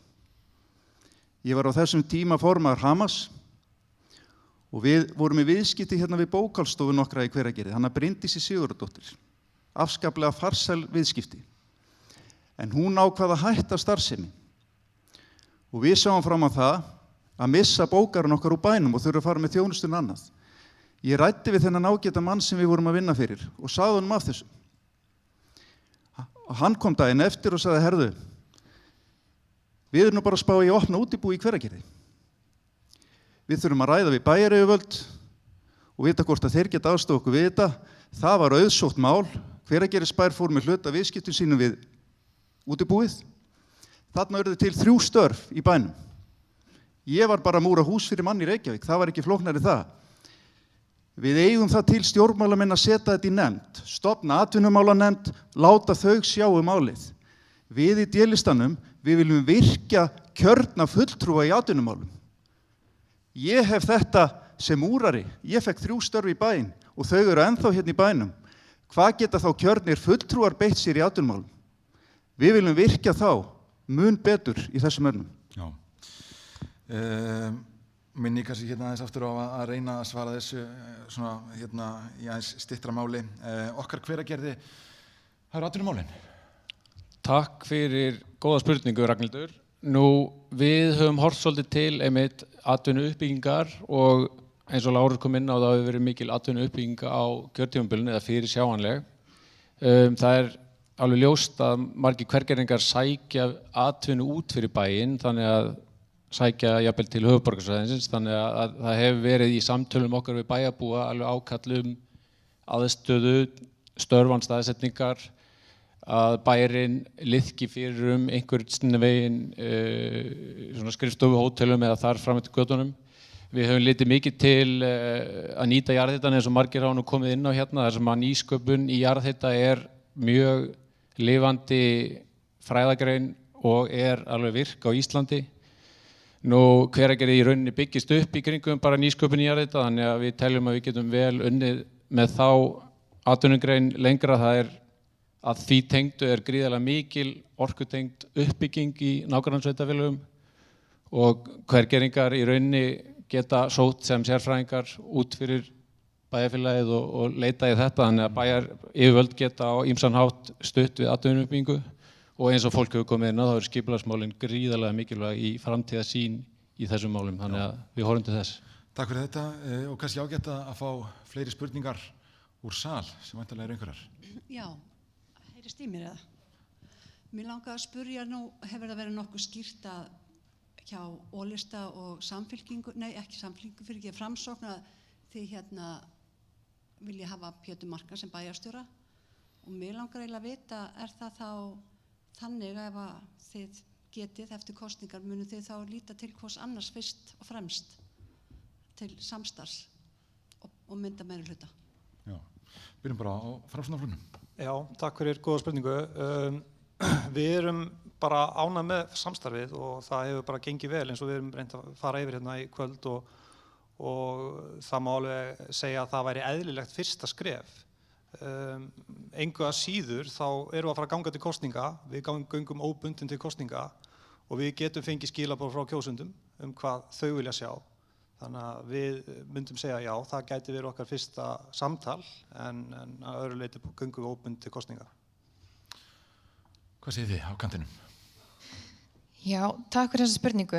Það er okkur bara mikið hjartans mála að halda Pétri Markan sem bæjarstjóra hér í bæ og við teljum hann svona vera með því sem að við leggjum svona stærstu áherslu á í þessum samningaviðræðum að afloknum kosningum í hvaða stöðu sem það kann að vera.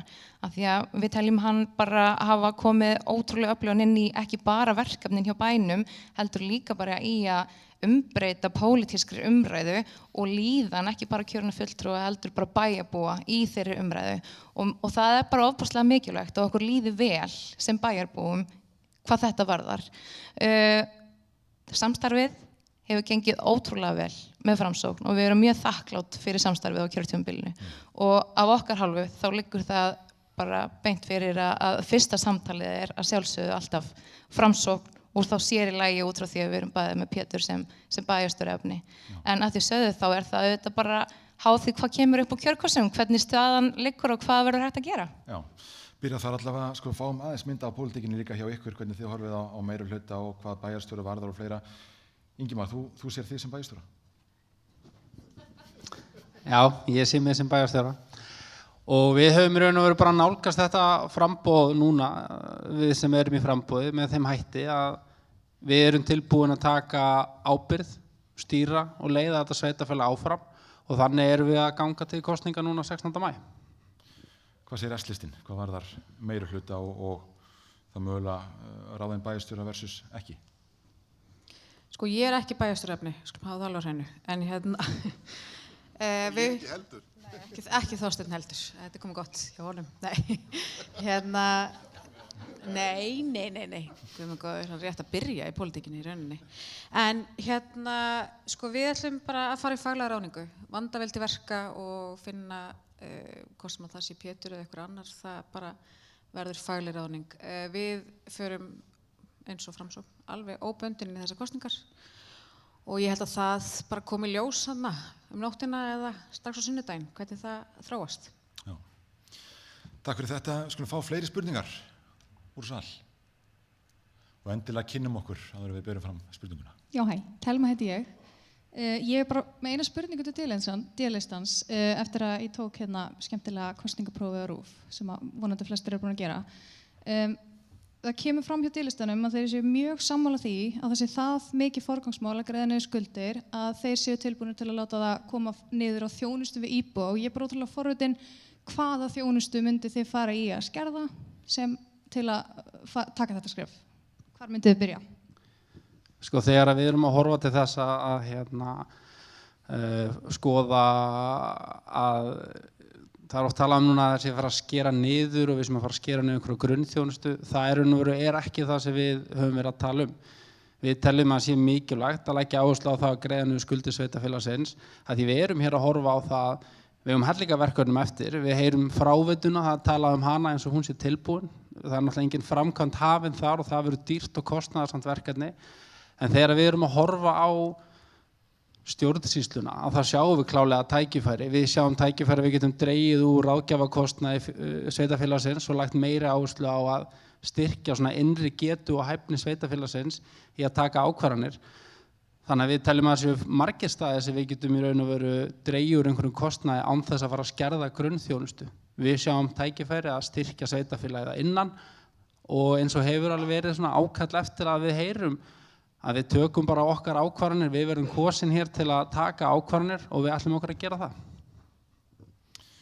Kannski ágætt að fá aðeins mynda á þessu líka hjá hinum frambúðunum því að þetta var einmitt skýrt og ágætt að fá þetta þarna úr kosningaprófi Ríkisútvarpsins. Ég meina, hvernig sér Framsókn þessi mál? Eins og ég kom kannski aðeins inn á áðan, þá er alveg rétt að það eru stórar fjárfestingar sem ennþá liggja fyrir og við þurfum að fara í. En fjárfestinga og fjárhagsáætlun næstu 3 ára gerir sannarlega ráð fyrir þessu og rekstrarafgangur eða rekstrarniðurstaða eins og við erum að vænta og áætla þar er bara alveg innan þess marka að við teljum ekki nauðsynlegt að skera niður. En auðvitað er alveg mikilvægt alltaf bara núna sem og áður að vera bara að sýna ákveðna ráðdeild í rekstri og hvernig við erum að útluta fé og hvernig við erum að fjármagna það sem við erum að gera og það munum við sannarlega halda áfram að gera og hvort sem það þýðir minni ráðgjafakostnaði eða annað það þarf bara að skoða hvar og hvenær það er fært að gera það. Já, Birgitta, þið höfðu áhyggjur á skuldastöðunni, þarf að bregðast henni við að það bitna á þjónustu?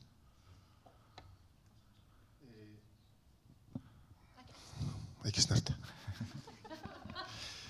Sko, þegar við komumst í bæjarstjórn, þá þurfum við að byrja á því að rýna allan rekstur sveitafélagsins, leggja mat á alla þjónustu, fá ytra mat bara til þess að rekstri skólana, leikskólana, bara allra stofnana bæjarins. Við vitum ekki mikið um stöðu mála, en auðvitað vitum við að margt er mjög vel gert. En með því að rýna þetta og svo spyr ég líka, erum við að nýta alls konar úthlutuna líkön sem að taka mið af þörf fyrir stóðþjónustu, sérkennslu og annað þess áttar sem mörg sveitafélög hafa verið að þróa þegar við erum útluta fjármunum. Við verum að passa hvernig við nýtum fjármununa í þessa mikilvægu stofnunum okkar og við verum að gera það rétt. Þannig að þetta verður okkar fyrsta verk og í beinu framhaldi þá ákveðu hvar við getum kannski eitthvað breytt og endurskipulagt. Við þurfum líka að skoða bara reksturinn á bæjarskrifstofunum og öllu þessu apparati. Við erum ekki færum það núna að segja við ætlum að gera þetta og þetta. En við verðum færum það eftir í smá tíma þegar við komumst í bæjarstjórn. Okkar Hveragerði. Það er þetta með þjónustuna og skuldastöðuna. Já, bara takk kærlega fyrir þessa spurningu, Telma. Við í upphæðu þessa kjörtímabils tókum ákvörðun að setja markið hátt í veitingu þjónustu til íbúa. Við viljum hér geðríkt samfélag þar sem við veitum framúrskarandi þjónustu til íbúa. Og við hefum statt og stöðugt á kjörtímabilinu leitað allra leiða til þess að láta það verða veruleika. Og það sem við stöndum að í dag í uppbyggingu ekki bara á mannvirkjum, heldur líka raunverulegri þjónustu til íbúa, er eitthvað sem að hér áður fyrir var talað að væri bara ómögulegt fyrir sveitafélög eins og okkur. En við höfum svo sannarlega sýnt að það er alls ekki ómögulegt. Við þurfum bara að vera viljug til að taka samtalið og ganga bara að lausna með þetta verks. Og við höfum hér staðið í því að auka tekjustofna bæjarins, við höfum tvöfaldað eignir bæjarins, við erum komin í sjálfbæran rekstur og með 100 milljóna króna uppsafnaðan rekstrarhagnað, við erum komin í jafnvægi í rekstrinum. Við erum búin að snúa jöfnuði rekstrarins við sem nemur milljarði þegar horft til þessara viðmiða sem að lögð verður til grundvallar fyrir sveitafélögin. Rekstur sveitafélagsins held ég að ég geti bara staðið mjög keik á bakvið að hafi aldrei gengið jafn vel. Það er ekki þörf á að skerða þjónustu á þeim grunni. Takk fyrir þetta. Mér langar að grípa hérna aðeins niður í streymið. Það eru hér nokkra spurningar sem snúa að íþróttamálum og til að mynda spyr Berglind María hérna hvaða flokkar ætla að gera betur við fótboltann sérstaklega. En við getum kannski tekið þetta bara aðeins víðar líka og tala bara íþróttamannvirkin. Hér vilja allir, eins og við höfum heyrt af ykkur í dag, að þessi gengi hratt í þessi mál og þetta sé bara klárað og hér var verið aðeins að ræða kosningapróf ágætt og þar kom einmitt fram svona greinamunur á flokkunum hvernig það var spurt út í það hvort frambjóðandi þykja áform uppbyggingu íþróttamannvirkja í Hveragerðisbæ vel heppnuð. Sjálfstæðisflokkurinn var því mjög ósammála, okkar Hveragerði mjög sammála og hinn er nokkuð sammála. Spyrjum þá bara hérna aðeins út í fótboltan því að streymi spyrum fótboltan sérstaklega ef við getum bætt við bara íþróttamannvirki almennt og hvernig haldið er utan þau mál í sveitafélaginu. Ertu ósáttur með hvernig þetta hefur gengið og þið?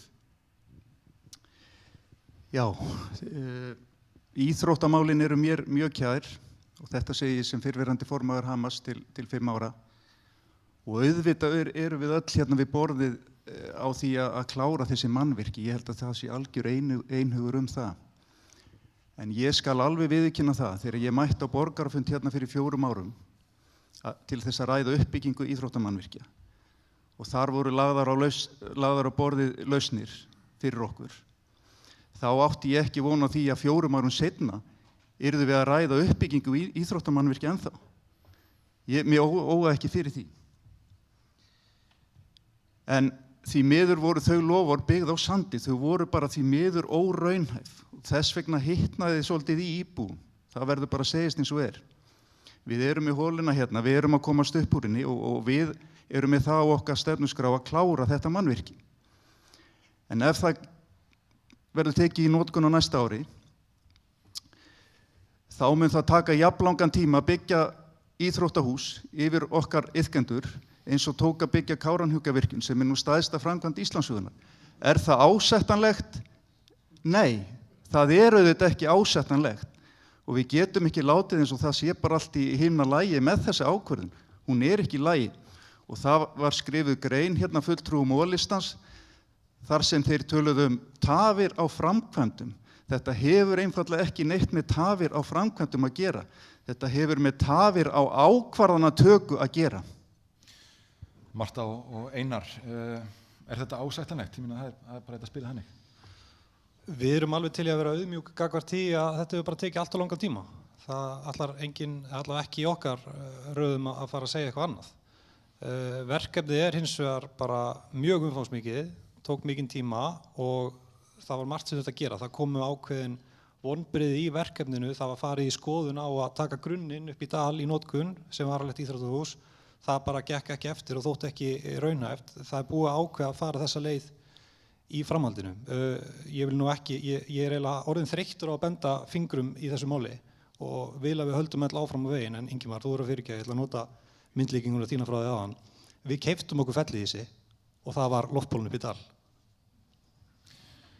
Hvað segir S-listinn íþróttamálin og hér þetta sérstaklega beint sjónum að þessu? Einmitt. Heyrðu, sko, íþróttamanneskið, já, þetta búið að taka alltaf langa tíma. Alveg hundlegilegt hvað þetta búið að taka langa tíma að bara taka ákvörðun þetta. Þetta var kosningalofur á síðasta kjörtímabili, það átti að vera æslubelgur og íþróttahús og við erum hvorki með æslubelg né íþróttahús. En það byrjað, allan á íþróttahúsinu. En okkur finnst í rauninu skipta bara rosalega miklu máli að það sé gott samstarf við íþróttafélögin íþróttamál í Hveragerði. Það má líka ekki glemma því, það ekki bara fótbolti hérna. Við viljum finna möguleika á því jafnvel að koma fleiri íþróttir inn til Hveragerðis, reyna að efla kannski við einstaklingsíþróttir. Það ekki allir sem passa inn í hóp íþróttaramman sem við miðum svolítið mikið á hérna. Og það má líka bara ekki gleyma hestunum og skátunum. Það þarf að byggja upp líka reiðivegi þar og svoleiðis. Það væri nú rosa fínt að sjá hennan gervigrasvöll líka í gangi fljótlega. Við erum að bíða eftir engu roki upp í Dal, það er mjög áhugavert konsept. Já, ég segi ekki mikið meira það. Þá verður ekki byggður. Nei, já, og vonandi verður gufan ekki tekin á Dalnum heldur áður en þetta fyrir í gang. En ég held bara við þurfum virkilega að gera betur í íþróttamálum og börnin okkar, ég meina Hamar búin að standa sér sjúklega vel í þessu, við þurfum bara samt að styðja betur við þetta og gera betur. Okkar Hveragerði, hvar þetta? Spurningi var náttúrulega fyrst og fremst fótboltavöllin, ekki satt. Spurningar sem bárust en endilega vikum þetta aðeins út og tölum íþróttir. Hann náttúrulega við það að vera tilbúinn, þannig að við vonandi getum spilað heimaleiki og foreldrar í Hveragerði þurfa ekki að keyra íþróttakrakkana sína í önnur bæjarfélög til þess að spila sína heimaleiki. En ef við lítum til íþróttahússins þá hefur síðan að sú ákvörðun var tekin verið mjög gott samtal á milli bæjaryfirvalda og íþróttafélagsins. Ég hef komið inn á byggingarnefndarfundi þar á liðnum árum sem fulltrúi íþróttafélagsins og hluti af ástæðunni sem að kannski gleymist oft í þessari umræðu yfir því að þetta ekki komið lengra en það er að íþróttafélagi fekk röddin í málið. Íþróttafélagi óskaði eftir því að húsið stækkað. Húsið var stækkað 30% til þess að koma fyrir öllum íþróttum. Það tafði verkið.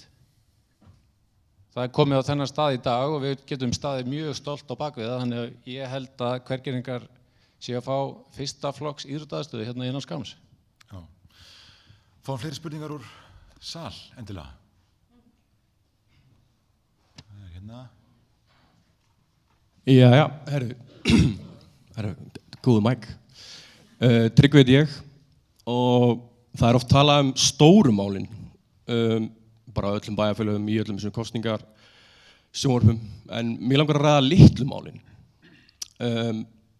Og mér finnst oft litlu málin snerta bæjarbúa mest. Það getur verið broti leiktæki, þessi völlur hérna, ef við horfum til vinstri. Þar gervigrasvöllur, ég var í fótbolta hérna klukkutíma áður með stráknum mínum og það hægt að lyfta upp gervigrasinu, netið slitið. Það alls konar, það Heiðurbúrsvöllurinn, það völlur sem þekktur völlur. Ég veit ekki hver framtíðar áform eru þar, en það var 14 ára strákur sem stórslasaði sig þar á Oddkossun Stein. En þessi strákur reyndar 38 ára í dag, bróður hans Jónasar. Það sem ég ávið með því þessi steinn var ennþá hann í gær þegar við vorum í fótbolta. Hann oddhvass steinn sem bara blasir við öllum. Og þetta svona litlu málin sem mér finnst eftir ég flutti aftur í Hveragerði, ég bjó í bænum sem á tíma, mér finnst svona, þetta gleymist stundum, það er að ræða endalaust, alls konar stór mál, og ég vil taka fram, ég er ekki að skjóta á núverandi þeir sem að stýra bæinn núna eða að fyrrum bæjarstjórn eða hvað þá starfsfólk bæjarins, ég veit að allir að gera sitt besta. En mér langar bara spurningi mín og ég skrifa þetta niður til að vera skýr, hvernig ætlið að tækla litlumálin og hvernig sjáu þið fyrir ykkur að bæjarbúar geti nálgast ykkur öðru sinna Hveragerðingasíðunni? Já, góð spurning því að oft fyrir að ræða skuldahlutföll og eitthvað sem kannski skiptir fólki mína máli svona dagstælega. Fyrir núna þessa leiðina okkar Hveragerði, hvað segið allt þetta litla sem skiptir svo miklu máli dagstælega? Takk kærlega fyrir spurninguna, Tryggvi, og það má benda á að bróður minn ennþá hrakfallabálkur. Varðandi litlumálin og kannski hvernig íbúar geta haft samband við bæjarstjórn og starfsemi bæjarins, að þá auðvitað opið fyrir ábendingar þegar fjárhagsáætlun fyrir í gang, þannig að þar tækifæri fyrir alla til þess að láta rödd sína heyrast. En auðvitað, og við höfum í samtölum okkar við bæjarbúa undanfarið alveg fengið að heyra nákvæmlega þessi atriði, og oftar en ekki þetta einmitt leikvellir og annað slíkt sem að greinilega þörf á uppsöfnu þörf á viðhaldi, þannig að það er eitthvað sem við viljum klárlega líta til. Hvað segir S-listinn? Ætla að laga netið og... Já, við fengum svo skemmtilega heimsókn niður á kosningaskristofu í dag. Það komu 2 ungar stúlkur hérna á skólanum og voru að spyrja okkur alls konar spurningar, bara mjög flotta spurningar, og svo fórum við að heyra svolítið í þeim hvað þær vildu sjá. Þær nefndu þetta einmitt, að eins og með skólalóðina og svona betri aðstöðu, leikaðstöðu, og það var svolítið gaman að heyra þeirra áherslur rímiðu mjög vel við áherslur S-listans.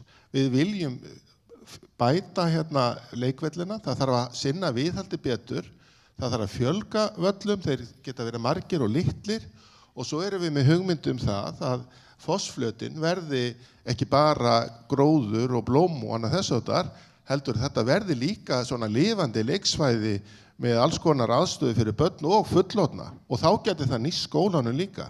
Þannig að við þurfum að gera stór átak í þessu að sinna viðhaldi vel bæði á leiktækjum og ýmsu öðru og líka bara mannvirkjum. Það nú ekki ennþá búið að klæða hérna skólana utan eftir við ekki hvað mörg ár. Við þurfum að sinna þessu miklu betur. Einar og Marta, hvað segir þið? Já, við erum bara mjög sammála, og bara svo að það komi fram í málefnaskránni okkar einmitt dálítið mikið af þessum litlu málum sem skipta ótrúlega miklu máli, og uppbygging þessa leikvalla og að viðhaldi sér sinnt almennt bara eitthvað sem mikilvægt og mjög sýnilegt og skiptir bara íbúa, ekki bara börn, heldur okkur öll bara miklu máli upp á ásýnd bæjarins, og þar viljum við sannarlega gera betur og erum alveg í færi á að gera betur. Varðandi hvernig við gerum okkur aðgengileg, auðvitað alveg rétt eins og Jónas kom inn á, það opið fyrir ábendingar þegar það verið í fjárhagsáætlun að gera annað, en við höfum líka svolítið talað fyrir því í okkar annað að við sem fulltrúar Framsóknar inn í bæjarstjórn, við viljum vera líka aðgengileg, og ég ætla bara að fá að hrósa til dæmis eins og Sjálfstæðisflokknum fyrir það að þau standa hérna fyrir vikulegu laugardagskaffi, og það eitthvað sem við mættum alveg taka okkur til fyrirmyndar. Það bara ótrúlega öflugt að fólk hafi og íbúar hafi beint aðgengi að kjörnum fulltrúum með þeim hætti. Þannig að það eitthvað sem við sannarlega viljum leggja fyrir okkur. Og ég ætla líka að taka fram, við erum rosalega mikið að vanda okkur að vera hnitnuð og að tala skýrt og stutt, þannig að ef þið viljið heyra okkur tala meira þá megi alltaf kíkja til okkur á kosningaskrifstofuna. Gaman að fá gott hrós, Sjálfstæðisflokkur. Hvað segir D-listi með þessi litlu mál? Litlu málin eru ótrúlega skemmtileg, og við erum með nokkur atriði sem við erum að horfa til svona ákveðna lausnir, hvernig við getum kannski reynt að vera aðeins aðgengilegri og við getum svona gripið fyrir inn í málin, þannig að íbúar þurfi ekki einhvern veginn að heyri í sveitarfélaginu í pyrring til þess að sé svo eitthvað gert. Og þar erum við að horfa til dæmis að nota einhvern svona ábendingagátt þar sem það ekki endilega rafræn skilríki, þar sem þetta að koma málurnum auðvelt á framfæri. Við viljum líka tryggja það að þegar íbúar láta vita af ykkur að þeir fái svör og fái smá upplýsingar það hvað að gera. Einnig erum við að horfa fram á það að við viljum hafa reglulegar, mjög einfaldar, í raun og veru bara íbúa kannanir sem eru bara rafrænar, sem hjálpa okkur að taka stöðuna á því hvar íbúar standa varðandi hinn ýmsu málefni. Við höfum líka talað fyrir því að við viljum að bæjarfulltrúar séu aðgengilegir, og ég get allavega að lofa ykkur því að það eitt lofur sem ég get gefið í þessari kosningabaráttu, að þá að ég mun alveg búa hér í sveitarfélaginu, og verði ég bæjarstjóri þá mun ég vera á þessum leikvöllum og ég mun sjá það sem gerist og ég mun fylgja eftir þeim atriðum sem þarf að fylgja eftir, að því ég íbúi og ég mun finna fyrir því sem að gengur illa og ég mun sjá til þess að það verða þá gert betur. D-listinn fékk hérna hrós frá Framsóknarflokki þarna en það er gagnrýnin spurning sem býður hér í streyminu. Það er Bjarndís Helga sem spyr Sjálfstæðisflokkurinn lagaði ekki skólpreinsistöðuna á sínum 16 árum þrátt fyrir ítrekaðar athugasemdir heilbrigðiseftirlitsins ætla fulltrúar þess flokks að setja í forgang að klára þá framkvæmd. Já, það er í okkar stefnuskrá að klára þá framkvæmd. Við höfum lagt í þetta talsvert mikla vinnu, við höfum yfirfarið hönnunargögn frá Kófi og þá farið í gegnum valkostagreiningu sem gerð var og það kannski vita það ekki allir, það eru fleiri en einn möguleiki þar inni og það er mjög áhugavert að fara í gegnum þessa skýrslu og klárlega ætlum við að koma þessu í lag og þetta er eitt af stóru málunum. En ég vil aðeins kannski koma því að og það er svolítið þreytandi að heyra þetta tala alltaf að það hefði hér ekkert verið gert í tíð fyrir meirihluta. Þetta er einfaldlega bara rangt. 2022, þegar ný bæjarstjórn tekur við, 19. maí, er lagt fram ítarlegt minnisblað úrbætur á fráveitumannvirkinu. Frá byggingafulltrúa, Hveragilsbæjar. Það er ekkert gert með þetta. Þegar þú tekur við sveitafélagi, þá eru bara fullt af boltum á lofti sem þú grípur og tekur áfram. Það er bara þannig, við þurfum alltaf að byggja upp innviði. En það var ekki gert. Það kom ábendingar frá heilbrigðiseftirlitinu og þeim var ekki svarað. Heilbrigðiseftirlitið getur staðfest það. Ítrekað var þeim ekki svarað. Og það hljóp kergjaði málið, leiðindi, þetta fór í fjölmiðla. Þannig að ég vísa því eiginlega til föðurhúsanna að það hef ekkert verið gert í þessum málum hjá fyrir meirihluta. Fáum S-listan næst inn í þessi fráveitumál. Hefur nægilega mikið verið gert og hvar stöndum við núna? S-listi, hoppa hérna, tökum hérna. Fyrirgefðu. Herðu, stuttsvar, bara já, þetta er algjört forgangsmál að fara í þessu mál. Og við erum líka búin að sjá það að það er mögulega bara spurning hvort að við fáum Ölfus bara inn í það með okkur, að nota dreifbíla Ölfusar og fá þau inn í fráveitumálin með okkur og taki þá þátt í kostnaðinum, dreifa álaginu aðeins. Hvernig tónnin í meirihlutunum hvað fráveitumálin varðar? Byrjum á Framsóknarflokki. Já, við vorum beðin á hann að vera kjarnist hérna og fara stuttlega í þetta. Spurningi lítur að því að það hefði verið mögulegt að gera eitthvað hérna á þessum 16 árum sem voru þarna undan. Hvort þessi forgangsmál þá? Og þetta er forgangsmál núna og það er hönnun í gangi þarna og það er ágert að þetta verði bara komið í notkun 2027. 2027. Okkar hver gerði? Já, takk fyrir þessa spurningu. Ég verði að fá ávarpa að mér mjög áhugavert að heyra framsögu D-listans í þessu máli án þess að ætla kannski fara mjög mikið ofan í það í þaula. En það liggur alveg skýrt fyrir að það var ekki einu sinni hafin valkostagreining á mögulegum, raunverulegum aðgerðum sem getur tekið utan áskorunina sem við stöndum frammi fyrir.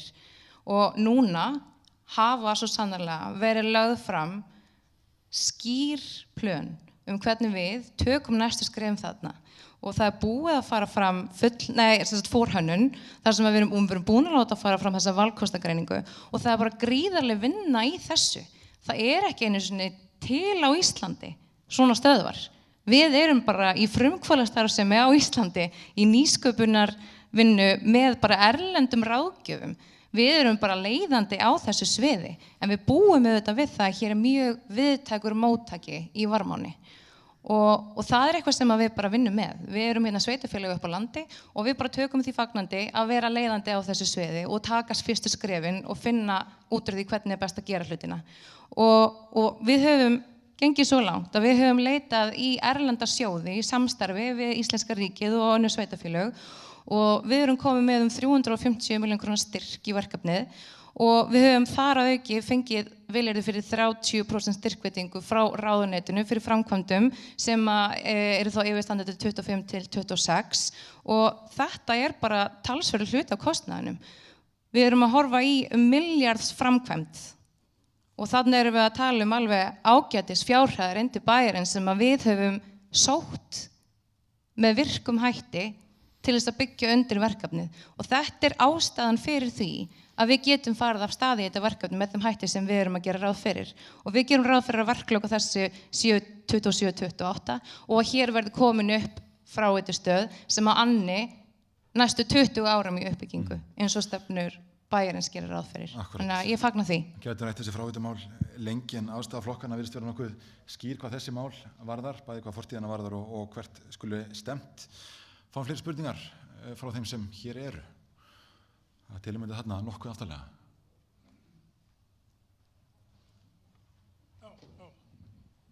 Góða kvöldið, Steinn. Nú er með 2 börnin í skólanum og þeir eru með 2 stærstu byggingasvæðin í bænum, hérna fyrir utan og svo upp í dal. Nú er frístundin hinum með Breiðumörkina, þeir eru að keyra á meira og meira umferð upp Breiðumörkina og það er nákvæmlega ekkert búið að gera í umferðaröryggi fyrir börnin hérna á Breiðumörkinni. Önnu hver gangbraut í bænum sést ekki. Þannig að spurningin mín er eðlilegt að umferðaröryggi og viðhald í bænum sé kosningaloforð? Er þetta ekki bara sjálfgefið? Takk. Akkurát, og þetta var einmitt líka í streymið spurt út í umferðaröryggi hérna í bænum. S-listinn, byrjum á ykkur núna. Já, allir sikir eftir ég svari þessu. Við leggjum mjög mikla áherslu á umferðaröryggi í okkar stefnu áherslum og ekki síst með til barna og eins bara fólks sem að býr við hreyfihumlun og bara eldra fólks sem að þarf að nota göngustíga og gangbrautir og þess að þar. Og við þurfum að gera stór átak í að merkja betur gangbrautir og jafnvel að vera með gönguljós því að umferðin orðið þvílík hérna. Og það er náttúrulega, þetta snýr líka bara að stígum út í náttúrunni. Við þurfum að halda betur við stígunum sem voru lagðir hérna upp úr aldamótum. Þannig að þetta mjög stórt verkefni. Og svo erum við líka ég keyrði nú upp í Kambaland í morgun og svona aðeins átta mig á vegalengdum. Ég hef nú bara aldrei verið ekki það, ég fór bara í gamla dag í Berjamó þarna, en nú keyrði ég þarna upp yfir og horfði niður yfir og kirkjan, hún virkaði bara lítil. Þannig að við verðum virkilega að fara að skoða skólaakstur og meiri akstur fyrir eldri borgara, vera kannski með ákveðnar ferðir, frístundaakstur. Við þurfum að efla þessa þjónustu, það er nokkuð ljóst. Vegalengdirnar eru þannig. Okkar Hveragerði, hvað segir þið með umferðaröryggi í bænum og það sem að því lítur? Já, við bara tökum undir með hinum frambúðunum að þetta sé bara afar mikilvægt mál og ég tek líka alveg undir með spyrlinum að þetta sé eitthvað sem eigi bara að vera sjálfsagt, það sé í lagi. Og við höfum núna sem hluti af vinnunni við nýtt aðalskipulag sem hefur nýlega tekið gildi. Þá höfum við unnið bara heildræna umferðaröryggis og samgöngu stefnu fyrir bæinn og þar gert ráð fyrir að hámarkshraði í Hveragerði verði allstaðar ekki hærri en 30 og að það verði horfið frá því að við séum með bottlanga og þessar stoppbrautir þar sem að boðið er upp á breiðari götur og meiri hraðakstur þó þar séu bara hús og íbúðarhúsnæði og í staðinn þá verði virkjað bara það sem var lagt upp með í aðalskipulaginu frá grunni hér í Hveragerði.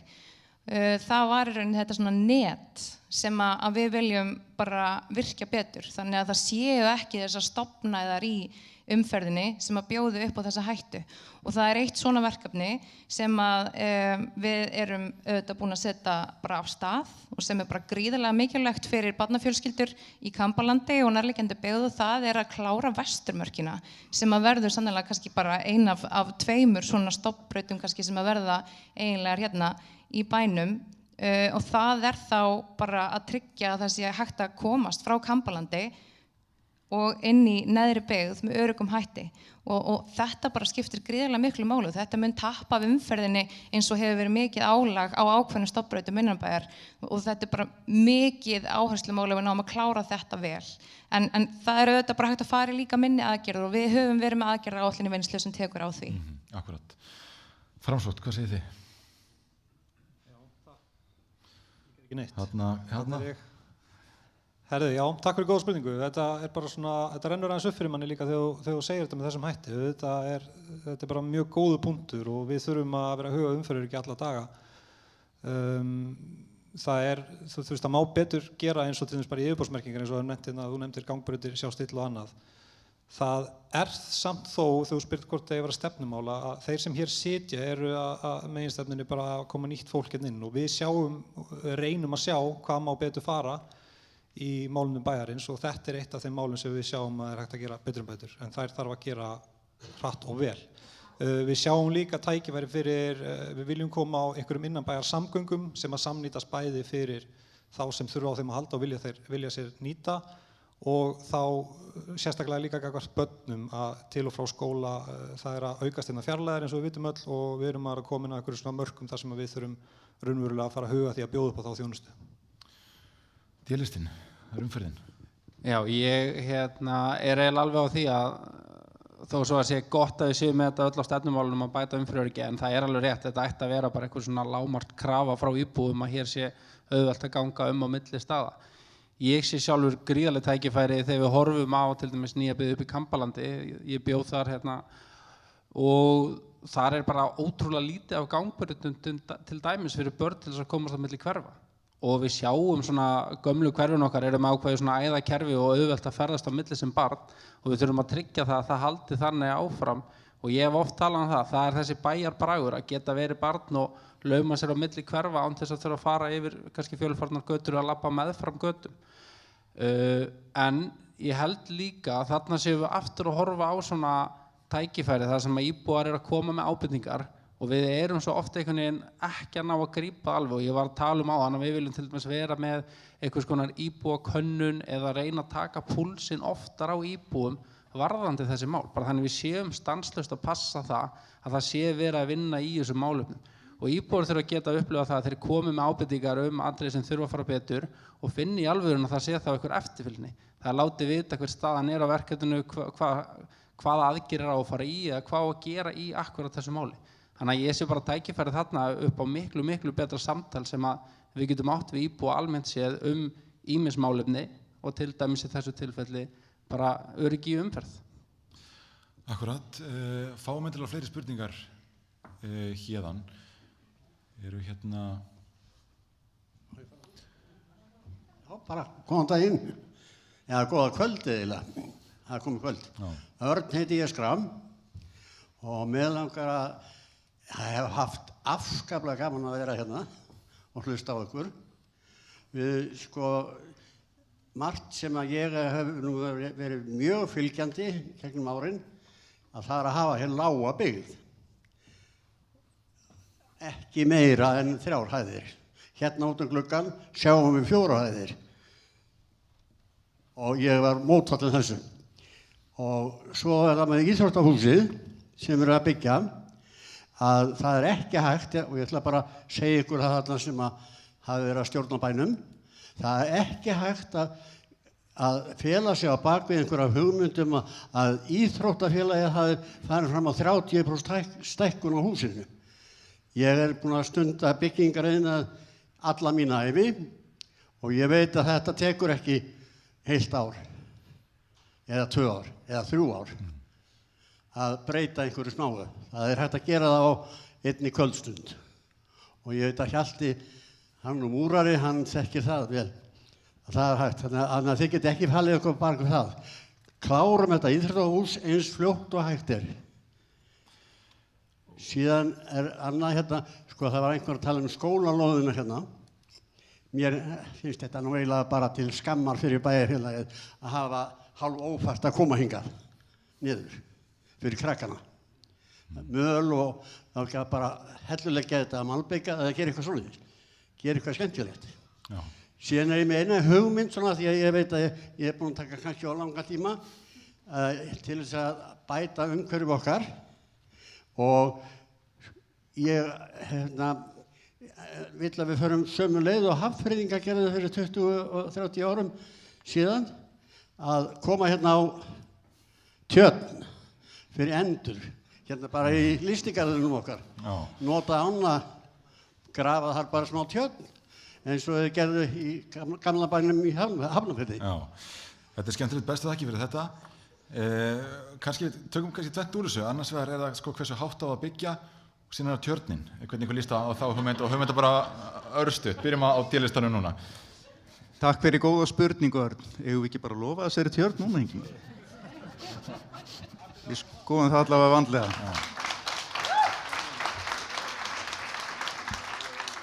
En Örn kom inn á skipulagsmálin og hæð húsa. Nú búið að vinna nýtt aðalskipulag og það hefur farið í það mikil vinna og metnaðarfull og á mörguleiti góð vinna, margra fagaðila. Og ég fór meðal annars á samt fleirum á kynningu á þessu verkefni. En það eru samt veikleikar í þessu og komu margar athugasemdir íbúa við þetta. Og þær snéru aðalega þrengingu á Breiðamörkinni og háum húsum meðfram veginum. Það var svolítið verið að ramma bæinn inn með háhýsum og hluta Breiðumarkar. Og þetta teljum við í D-listanum nauðsynlegt að hlusta á. Og komumst við í aðstöðu til þess, þá munum við taka þetta skipulag upp. Það bara þannig. En ég ætla að bæta einu við þurfum svolítið að passa okkur að innleiða ekki Reykjavíkurmódelið í skipulagsmálum í Hveragerði.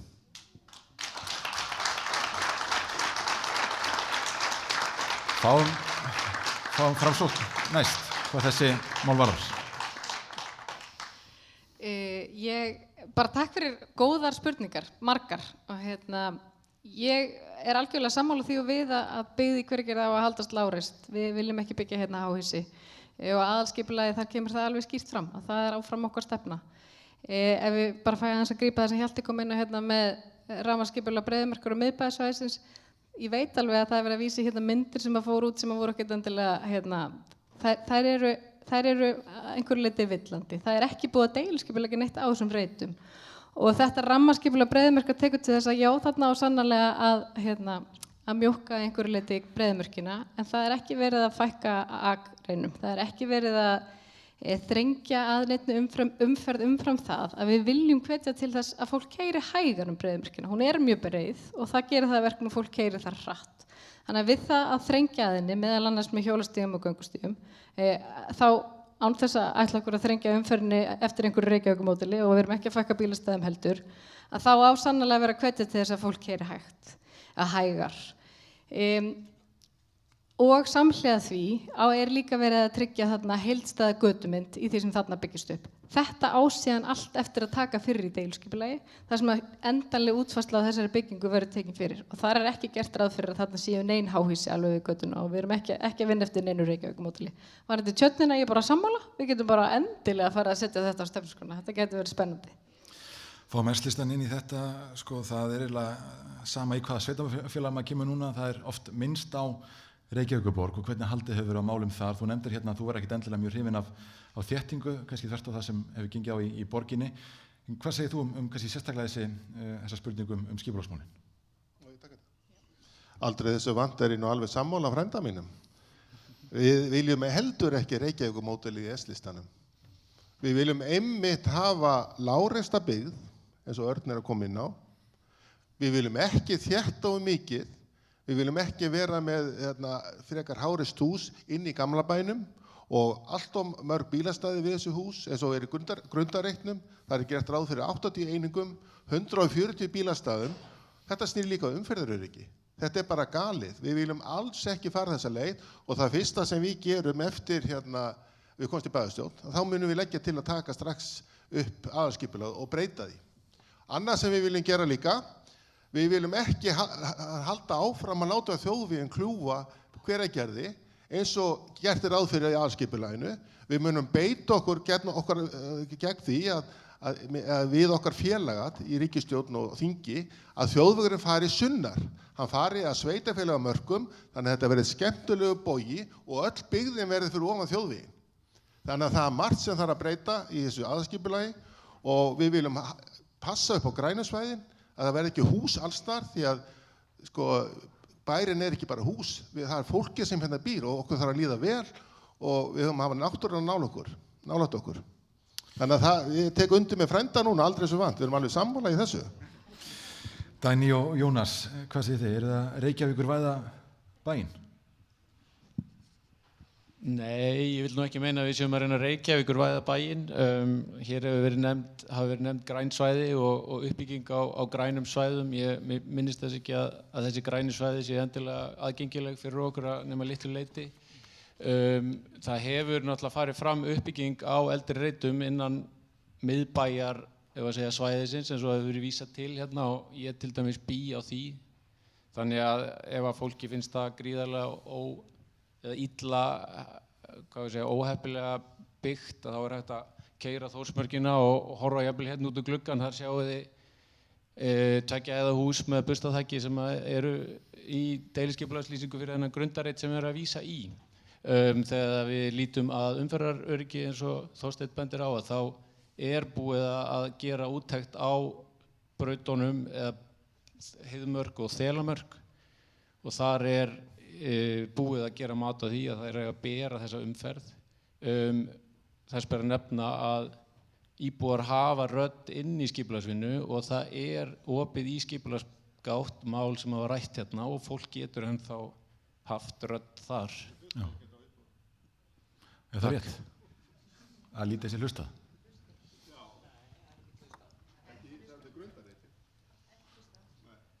Vil ég svara þessu? Já, alveg endilega.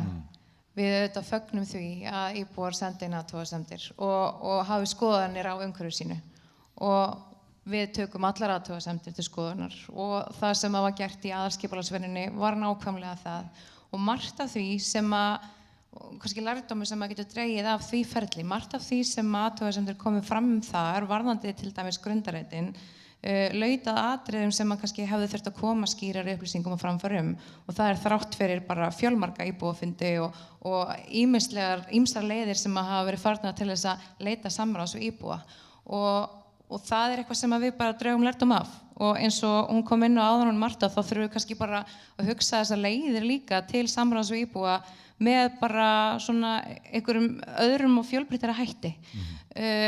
Ég hveti íbúa eindregið til þess að bara senda inn athugasemdir við deiliskipulagið sem er núna í auglýsingu og við tökum það sjálfsögðu til skoðunar. Að því sögðu þá var ég sannfærð það að við getum skapað farsælega umgjörð uppbyggingu á grundarreitnum. Akkurat, við erum búin að vera hérna í töluverðan tíma, það er bjart og fallegt vorkvöld og kannski bara ágætt að halda hérna eitthvað aðeins áfram. Eru fleiri spurningar úr sal? Það er hann. Góða kvöldið. Brynleifur heiti ég og ætla að spyrja eins og fávís kona hvort að skuldsetning Hveragerðinga milljón á mann á síðustu 4 árum eða fara úr 4,1 milljörðum í 9,6 eigi að halda áfram ef okkar Hveragerði ræður. Þið fáið aftur boltan. Já, takk fyrir spurninguna.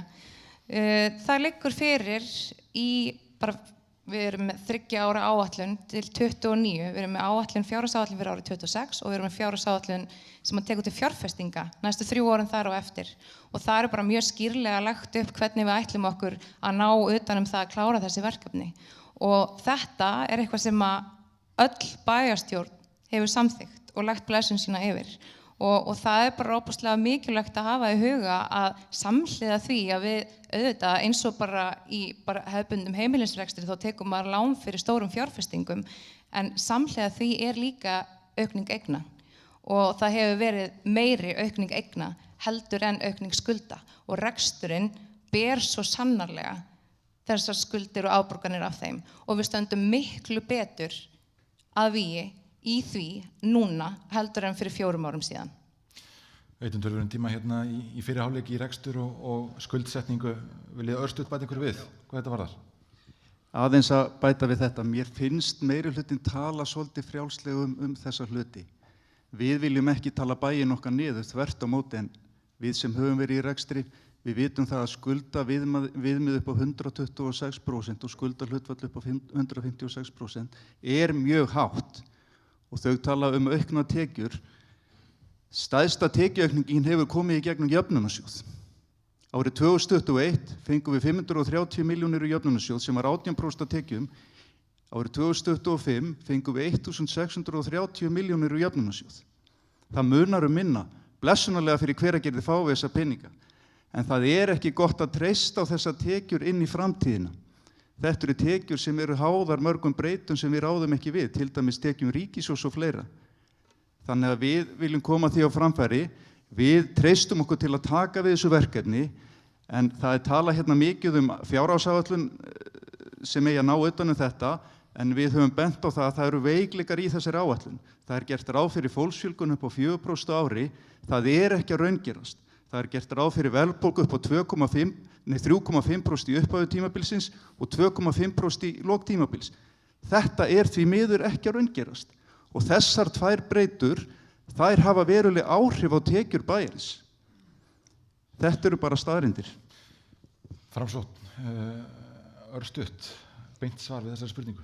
Já, ég skal alveg leggja mig fram það.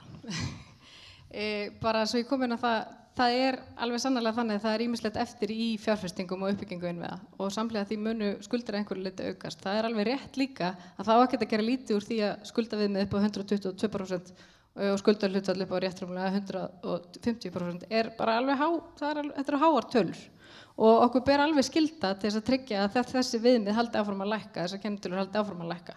Áætlanir gera sannarlega ráð fyrir þær gera það og við vitum alveg líka að það eru alls konar horfur í efnahagsástandi sem geta haft áhrif á það. Við metum það samt svo, ég ætla bara að segja hérna líka bara, við sem höfum reynslu úr rekstri, vitum það alveg líka hafandi farið yfir þetta, að þær forsendur sem þarna eru alveg líklega til þess að breytast, en við vitum samt alveg líka að með þær forsendur sem við höfum í dag, og ég ætla bara að segja, ég hef farið yfir þetta sjálf, að þá sé ég alveg fram á að þetta eitthvað sem muni haldast, en eins og ég kom hérna inn á áðan, það alveg mikilvægt í öllum rekstri að sýna ráðdeild og við alveg þar líka. Það enginn að ætla sér lántöku eða skuldsetningu umfram þar sem nauðsynlegt, eðlilegt eða þarft. Þannig að við höldum bara áfram að sinna rekstrinum á ábyrgan máta og gerum ráð fyrir að uppbygging innviða bara haldi í íbúðafjölgun og þar við sveitarfélagsins. Listin var frekar skýr hérna áðan, einhver viðbót? Já, spæta við. Það alveg ljóst að verkefni krefjandi og sjálfur hef ég nú verið þeirri stöðu hjá nágrannasveitarfélaginu Árborg að fara í gegnum mjög erfiða tíma þegar var verið að byggja og mikil mannvirki skóla, leikskóla, íþróttamannvirki og fleira og eftirlitsnefnd fjármál sveitarfélag kom til okkar og það þurfti að fara í alls konar niðurskurð og þegar við heyrt þetta, við þurfum virkilega að vera með vandaða og svona mikla gæða stjórnun í fjármálum sveitarfélags á næstu árum til að bara geta rekið þetta sveitarfélag vel. Ég vil þá koma á framfæri að því við erum með svo gott bakland hérna samfylkingin og óflokksbundnir.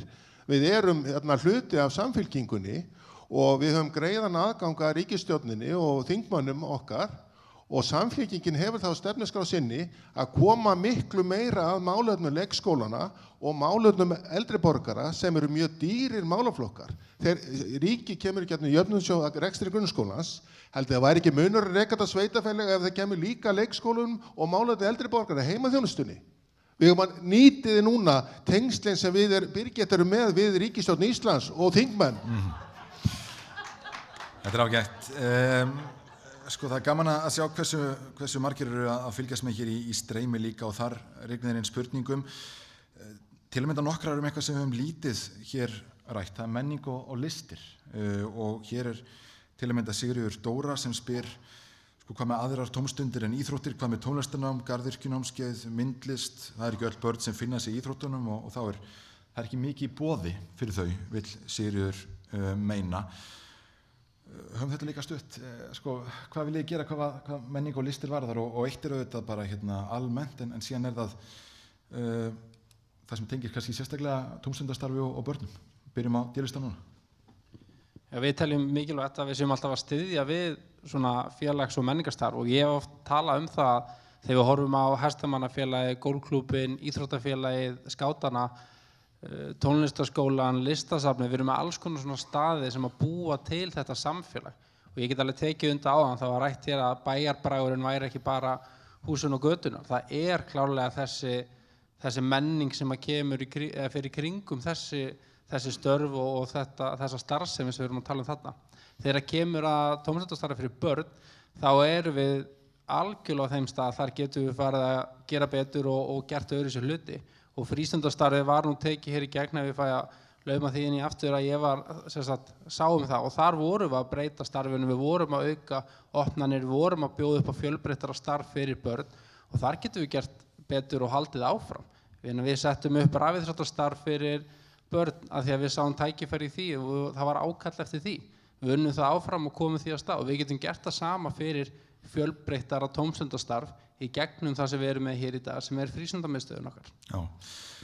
Marta og Einar, Sigurður vill meina það að það sé ekki mikið í boði fyrir þau börn sem ekki finna sig í íþróttunum. Hvað segir þið? Það alveg rétt að það hefur og bara mikilvægt upp úr því að styðja við íþróttafélagi sem mjög mikilvægt. Þar fer fram bara mjög mikilvægt forvarnastarf og tómstundastarf fyrir börn. Það líka mikilvægt að sinna annars konar þjónustu við börn og ungmenni og við höfum talað alveg sérstaklega fyrir því okkar málefnavinnu að gera vel í þessum málaflokki. Tónlistarskóli Árnessýka ótrúlega flott starfsemi sem hérna og líka hérna með starfstöð innan grunnskólans og það alveg færi á að gera betur við það aðstöðu sem þar svo þau geta sannlega boðið fleiri börnum upp á þá þjónustu sem þar í boði. Við höfum talað svolítið mikið fyrir því að formgera samstarf við þessar stofnanir, hvort sem það tónlistarskólinn eða önnur samtök sem að taka utan menningu og listir. Í sérstaklega kannski gerð svona þjónustusamninga, að við séum með formgert samstarf hvernig við ætlum okkur að styrkja og styðja við þessa þjónustu og það á bæði við Hestamannafélagið, það á við skátana, það á við alla þessa þjónustu og þá erum við líka, kannski helst sem það snýrað að veita þessari starfsemi vettvang á viðburðum á vegum bæjarins til þess að sýna sína þjónustu og kannski til dæmis eins og í tilviki Tónlistarskólans að koma með nemendur inn á viðburði sem þar eru. Við getum alveg gert betur og við getum gert betur í kynningarstarfi fyrir það sem nú þegar í boði og við getum alveg í gegnum skólan og frístundina stutt og beint fólki betur á það sem nú þegar í boði og stutt betur við þau samtök og þá starfsemi og við sannarlega ætlum okkur að gera það. Já. S-listinn, menning og listir, hvað segir þið? Já, við komum nú inn á þetta áðan varandi frístundir, íþróttir. Okkur finnst mjög mikilvægt að finna leiðir fyrir börn og ungmenni sem að passa ekki endilega inn í kassan að þau hafi líka eitthvað til þess að velja úr. Finna leiðir til þess að virkja þessi börn sem búa það með sér fatlanir og eru að einangrast. En við tölum mjög mikið fyrir listum hjá okkar lista. Við erum með listamenn á lista, það rýmaði. Og við verðum að finna eitthvað tækifæri til þess að finna aðstöðu fyrir þetta fólk. Leyfum að skapa, við erum menningabær, við þurfum að gera miklu betur við listamennun okkar og efla þetta alveg margfalt. Okkar hver ekki þið? Þið takið vantarlega undir þetta eða eitthvað? Já, heldur betur. Við höfum talað fyrir því og erum með á stefnuskrá hjá okkur að við beitum okkur betur inn í vinnuskólanum fyrir því að skapa þar vettvang fyrir ungmenni og börn til þess að kynnast betur fjölbreyttari flóru af atvinnugreinum og þar undir falla listirnar svo sannarlega.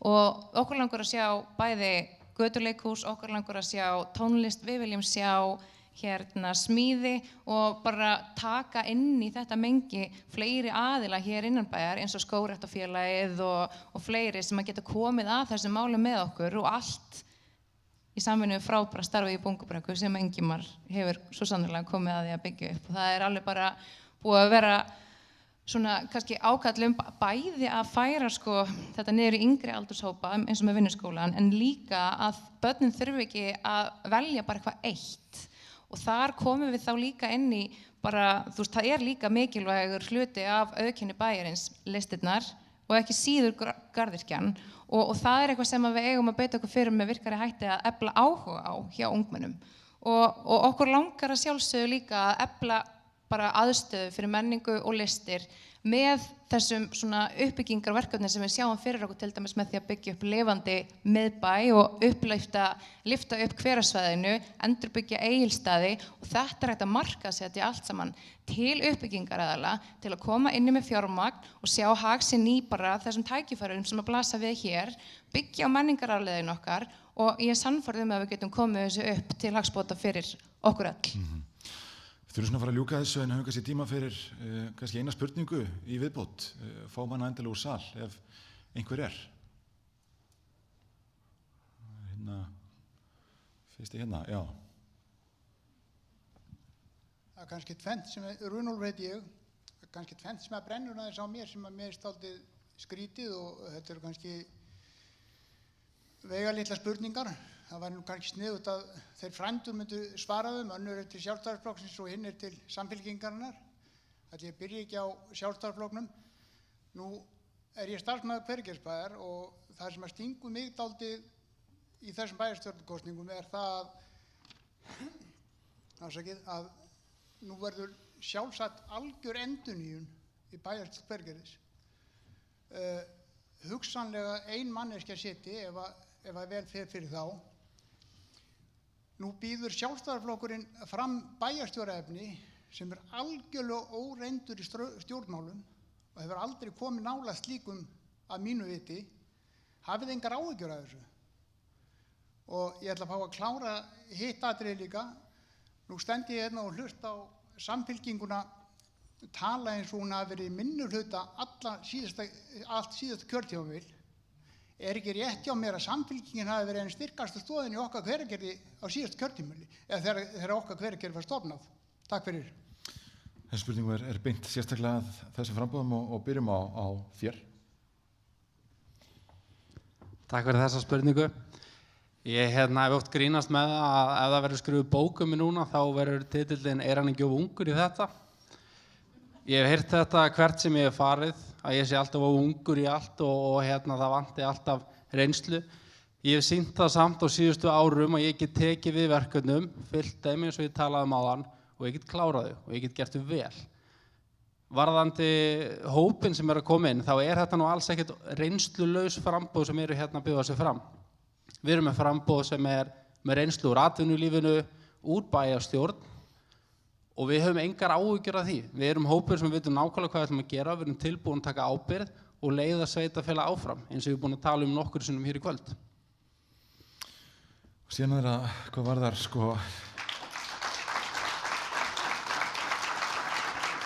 Takk fyrir þetta, Ingimar. Síðan það þetta með samspil okkar Hveragerðis og Samfylkingar og S-lista. Þakka fyrir þessa spurningu raunverulega því að það eru margir að spyrja mig og okkur að þessu, hvort að við höfum ekki verið hluti af okkar Hveragerði. Þegar okkar Hveragerði var stofnað, þá heldum við, til dæmis Ingibjörg Sumu sem situr nú hérna á móti mér, að við yrðum hluti af okkar Hveragerði og þetta væri okkar flokkur eða framboð. Svo bara kom allt annað í ljós. Þau hefðu bara engan áhuga á því að vinna með Samfylkingunni eða verið einhverju tengslum við Samfylkinguna. Þannig að staðan þannig að S-listinn hefur ekki átt sæti í bæjarstjórn í bara 20 ára, líka með að segja, 20 ára eða hvað það 12 ár. Jæja, ok. En S-listinn bauð síðast fram 2002. Hefur hann búið fram síðan? Nei, ég held ekki.